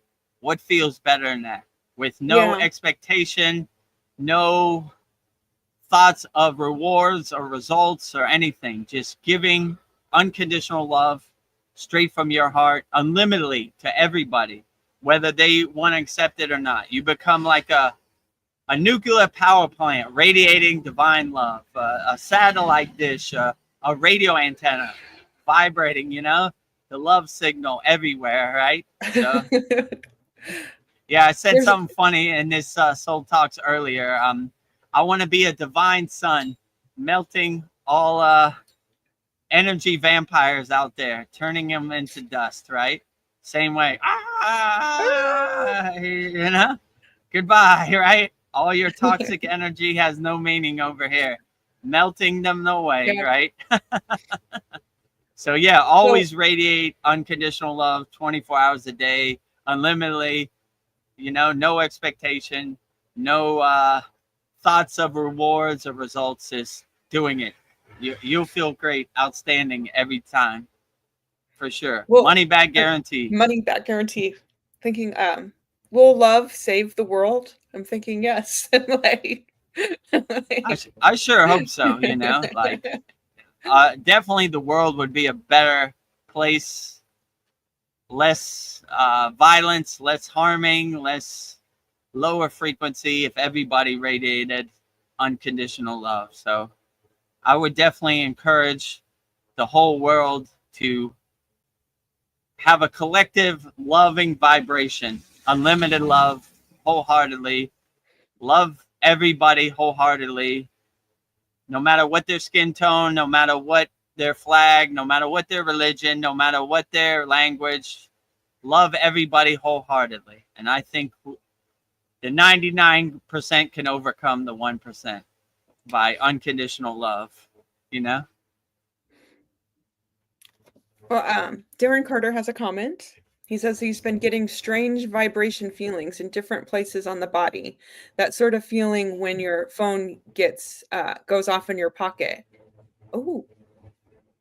Yeah, definitely. When you start practicing Kriya yoga wholeheartedly, you start feeling these spidey senses, these tinglings in your body. Like sometimes when I do our Kriya yoga class, I feel it's almost like my cells are popping in my body. So it's it's a beautiful thing to feel these tinglings. And these are good signposts and confirmations on the path of Kriya yoga. So yeah, I would look at these as beautiful blessings that you're on the right track. Because anytime I feel like these tingling sensations in my body, I always know, like, yeah, I'm on the right track. I call it my spiritual spidey sense, like that tingling, that kind of pinching in your body, you know? So what a beautiful thing. Yeah, and I definitely would say it's a good signpost, or a good confirmation on the path of Kriya yoga. And then Sandy has a comment. She says, I love and accept myself fully and completely. I've been saying that affirmation for years. Yeah, that's a good affirmation. I would recommend everybody to say that to the water in your body. I love and accept myself fully and completely. That's a good one. You know, I'm put that in my pocket. You know, that really cultivates and enhances your self-love. I love and accept myself fully and completely. Yeah, good one, Sandy. Thank you for that. very beautiful and profound. I'll put it on my bathroom mirror. I need to remind myself. Yeah, remind yourself, right? Right on your look at it, put it on the side of your bed, right? Yeah. Print it out, I, and yeah. look at that every day. That's a good one. Yeah. I love and accept myself fully and completely. Yeah. Yeah, that's yeah. Like, Can't go wrong nothing. with that one. Yeah.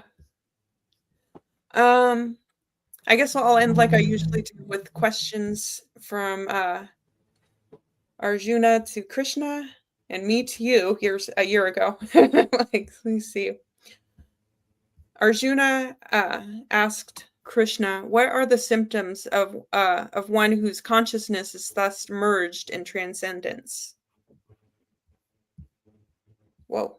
Somebody who reaches a state of enlightenment or self-realization, they really don't have a care in the world. Like, I used to look at these yogis in the Himalayan mountains, and they were like out of space. They were like, to a normal person, person attached to the Maya delusional world, they look like crazy. But when I started experiencing the higher states of samadhi, I realized that that was the highest state. So when you become realized, or you reach a state of self-realization, you not attached to anything in this Maya delusional world. You don't have a care in the world. You're just in a 24-hour blissful self-realized state. So that's how you could really tell that somebody is in a higher enlightenment state. They don't care anything about the Maya delusional world. They're just blissed out 24-hour day yogis in their Kriya yoga samadhi dreamland, in their samadhi wonderland, or Disneyland. They're just in outer space. And they're in their happy place. That's probably a good way to say it, right? So they don't have a care in the world. So I would definitely wait to see somebody's in a higher blissful state. They have an unshakable meditative samadhi state that no matter what happens cannot be shaken. Like I always say, be the unshakable mountain. No matter how much wind there is, unshakable. No matter how much snow there is, unshakable. No matter how much sun there is, unshakable. So no matter how much rain there is, unshakable. Nothing shakes your mountain. So no matter what happens in this Maya delusional world, they look at it as a comedy show on the universal stage. They don't get attached to it. They don't even acknowledge it. It's clouds passing in the sky. You know, it's water under the bridge. So they just stay in a 24-hour blissed out yogic state. You know, to regular people, it looks like they're lost their mind or they're crazy, but to yogic people, they understand. So the best way to tell when somebody's in a highly enlightened state would be that way. They're just 24-hour day blissed out yogis in their happy place, unshaken by anything that happens in this Maya delusional world, for sure. Oh, we have a new person. Barsha Rainey Swain says Namah Shivaya. Om Namah Shivaya. I agree with you 100%. Yeah. Jai Shiva. Jai Shiva. Adi Yogi, the first yogi, the pure consciousness, pure enlightenment, the highest of them all. So I am definitely a devotee of Lord Shiva, the greatest of all, right? First yogi, Adi Yogi. So anytime, you can never go wrong with Om Namah Shivaya. Anywhere you go in India, you say Om Namah Shivaya, you are their brother, for sure, right? So the universal accepted mantra, you can never go wrong with Om Namah Shivaya. So I agree with you. Yes. And then my last question, I asked you this last year, but I think it's still, people still want, I don't know, I still think it's a good question. Do we all have different spiritual gifts we need to develop in this life when we're ready? Yeah, I would say all all your spiritual gifts, all your siddhis, which are yogic powers, are dormant, and they're waiting for you to unlock them. So I say we all have dormant spiritual gifts or siddhis that are there, but this isn't the ultimate goal of Kriya Yoga. My guru used to say, who wants siddhis? The short answer, the ego. The long answer, nobody. So these are just confirmations and byproducts of practicing Kriya Yoga. But they just happen, you know? So, yeah, I would say the more you do Kriya Yoga, the more you align yourself and you begin to unlock and realize your inner spiritual gifts, and these CDs and these gifts kind of just happen, you know? So it's not the end all be all. It's not the end of the road. It's not the destination, but it's these signposts or breadcrumbs that happen on the spiritual path. So, yeah, I definitely say we all have dormant spiritual abilities, but just do your sadhana, your Kriya Yoga practice wholeheartedly, and they'll come around. And you know, it's a good confirmation. But I've seen many CDs and spiritual gifts that yogis have had, but I try not to attach it. You know, I try to do my own inner work. It's basically a example of what you could do when you do your inner work, and it's a byproduct of your own sadhana. So, yeah, I wouldn't attach to it or try to make sense of it. It comes in divine timing. Let's say it right. So when you least suspect it, you never know. You might be levitating, you know, but just enjoy it, you know. It's not an on-demand thing in my case, you know. Like I can't summon the levitation. It's like you're doing a good job. I give you a spiritual gift for confirmation to show you you're on the right track, something like that. So yeah, I definitely would say. Nice. I don't know. Darren Carter says, "Thanks, guys. You make my day when I catch you guys live." Oh, thank you, Darren. You make my day too, Darren Carter. So thank you for joining us always. I hope you have a great start to your day in the UK, and you're always welcome at any of our classes, any of our live streams, or any of our inner circle soul coaching talks, or you know, yeah. So you're welcome always, anytime. So don't be a stranger. Keep those comments on our YouTube videos coming also. I enjoy those also. And then from somebody new, Barsha Rainey Swain, he said that a yogi said that if we go and align with our divine, the siddhas will serve you no need for you to go after them. Okay, yeah. Yeah, I agree. That's basically what I said. Like when you do your sadhana wholeheartedly, there's no real need for these CTs, you know. They just happen. They're just a byproduct. They're just a confirmation on the spiritual path. So you kind of come to the realization, like, what am I going to do with these CT, or levitation or bilocation or whatever?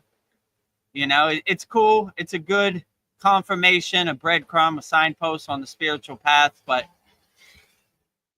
this is not the end all be all. This is not why I practice Kriya Yoga, to get magical powers. It's more about self-realization, Satchitananda, you know, absolute being, absolute consciousness, absolute bliss, you know, these higher forms of samadhi and different stuff, you know, enlightenment. So it's this little secrets between you and God, you know, between you and God. Like if I levitated when I do my sadhana tonight, I wouldn't tell anybody. It's between me and God, secret between me and God, right? My guru used to say when we would see CDs in the Himalayan mountains, nothing to see here. I'd be like, Baba, you saw that? I didn't see anything. Do you see anything? No, I guess not, you know? So it's a good confirmation of things you could accomplish if you put your mind to it, but it's not going to do your inner work for you. Once you cultivate your inner work and you unlock and realize your inner self, these things happen as a byproduct. So yeah, it's a beautiful thing. So I would definitely say, but yeah, it's not the end all be all. It's not the ultimate goal of Kriya Yoga. It's not why we practice Kriya Yoga. So I would say that yogi is pretty wise. You know, we align ourselves. We center ourselves with the divine. We align the pillar of light with our Susimna Nadi, and CDs don't really serve you, and there's no need to go after them. It's just a byproduct. It's just a little breadcrumb to show you're going the right direction on the spiritual path. Well, so yeah, I would say Varsha Ramaswamy Sawin. Make sure you subscribe to our YouTube channel. Support the movement, right? At Vedagurudev. If you're not subscribed, anybody watching this, make sure you subscribe. 100% free. And if you really like what I'm saying and you want to join 630 practicing Kriya yogis and yoginis from all around the world, 100% free, join our group. Go to kriyayogashop.com. And we got a bunch of mini courses in there and a lot of value, a lot of great, profound posts every day, interactive community. You know, probably one of the most interactive communities in the spirituality category in SKOOL. I think we're number 6 and number 7 in SKOOL right now. So free SKOOL number 6, paid SKOOL number 7. So join a lot of people practicing Kriya Yoga, 100% free. Around the world. And if you like the value we give, master the supreme science of Kriya Yoga, you know, enjoy the advanced techniques, go to kriyayogashop.com. And I guess we'll wrap this up now. Every 9 p.m. Eastern Standard Time, we do our Vedagurudev Soul Talks live from a Thailand beach every Sunday. Every Wednesday at 9 p.m. Eastern Standard Time, we do our satsangs. Usually go 3-4 hours. And yeah, every day on our YouTube channel, Babaji Quote, and long form soul talks or satsang edit, where we chop these up and we use the best parts in our daily sadhana. So if you like what I'm saying here, you'll see it every day on our YouTube channel. So yeah, and yeah, just be the best yogi you could be, you know. So whichever one of these resonate with you, I'll let you choose. You know, start off slow. First 2 are free. It's 100% free to join our YouTube channel, support the movement, join our Kriya Yoga family. 100% free to join our free Kriya Yoga school, freekriyayogashop.com. So money should not be a barrier. And if you want to support the movement financially, join our Kriya Yoga Masterclass. But up to you, no pressure. Up to you. Pick which resonates with you the best. Oh, and yeah, every Monday we have Mantra Monday. So we will be premiering Mataji's Mula Mantra this Monday. Oh, yeah. And we have this will be our second one. Our first one was obviously Babaji, so you could go back and watch that. And that premieres Monday at 11 a.m. Eastern Standard Time. The world premiere of Mataji's Mula Mantra. 108 Raksha beads, 1 mala. It should be outstanding with me and Veronica. So I'll be counting on my Raksha beads, but if you don't, you'll see Veronica counting on her fingers, you know? So fingers have 4 parts, you know? So she'll be counting on her fingers. So if you love mantras, we got Mantra Monday for you. So please join us. And I guess if there are no more questions, we could wrap this up. Anything else we should cover? I just want to say thank you, Vedagurudev, for hosting this the Soul Talks sat song. I think it's the best sat song in all the land. So subscribe to our channel because we have the best sat songs. So, and thank you for everybody that joined tonight.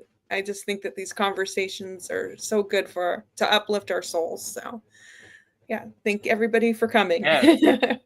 Very profound. Yeah. I think I invoked a windstorm, you know? Yes. Woo. I guess that's the cue. You've said enough, Vedagurudev. Wrap it up. Wrap it up. Wrap it Wrap up. it up. You know? Oh. Darren Carter says yes, and thank you and love you both. I love you, Darren. Aw. Yeah. I love you too, Darren. Thank you for being a member of our Kriya Yoga Masterclass. Very profound. You know, thank you for joining our Kriya Yoga family. Always welcome, anytime. And then Sandy says, thank you to you both. And Thank you. She sent us so many hearts. Hearts and Aw. prayer hands, never enough, right? In our Yes. Kriya Yoga school, if you join, you'll notice we encourage the emojis and the prayer hands and the likes and the comments. So Yes. never enough emojis, never enough prayer hands and emojis out there for sure. Yes. Cannot have enough love and prayer. Never Yes. enough love. Well, I guess we got to end this. I'm so sad. All right. Well, I guess it's our cue to wrap it up. So, as we do in all of our sad songs and all of our soul talks, we will give you Mantra Diksha, Babaji's direct phone number. So if you're ever going through anything and you want to call upon Babaji, I will give you Babaji's direct phone number, Mantra Diksha, for Babaji's mantra, his Mula mantra. And his Mula mantra is Om Kriya Babaji Nama Om. And Veronica will say it so beautifully right now. Om Kriya Babaji Nama Om. Om Kriya Babaji Namo.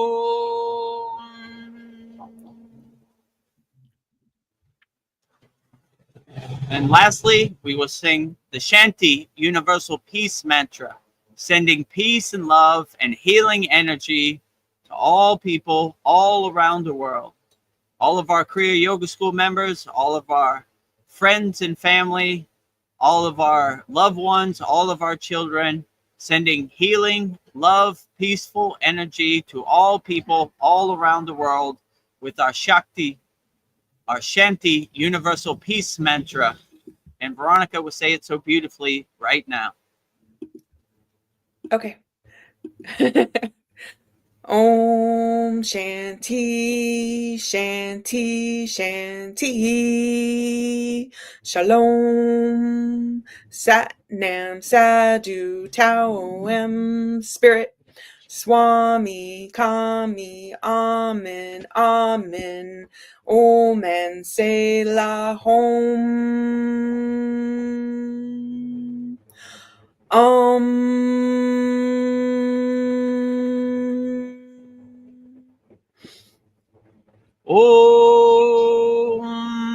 Shanti, Shanti, Shanti. Shalom. Sat Nam Sadhu Tao Em Om Spirit. Swami Kami Amen Amen. Om and Selah Hom.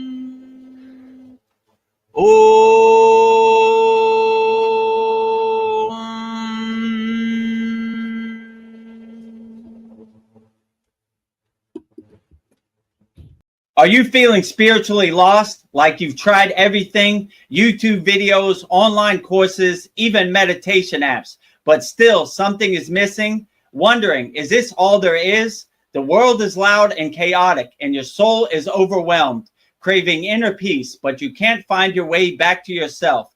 This is exactly why I created the Kriya Yoga Masterclass and my proven soul coaching system to help people just like you. This isn't a video you watch and forget. It's a daily spiritual lifeline that brings you back to your soul. So if you're done feeling lost and you're ready to start transforming, then come join us. This is more than a course. This is your lifeline.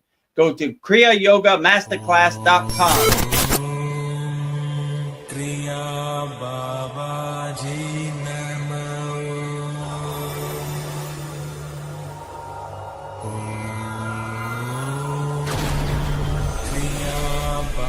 बाबाजी नमो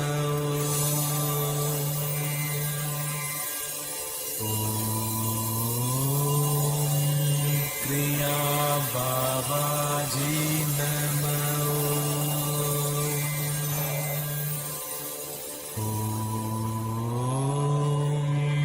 क्रिया बाबाजी नमो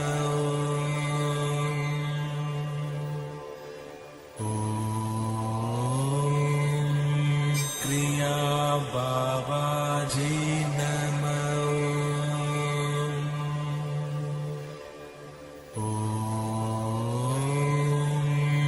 क्रिया बाबाजी नमो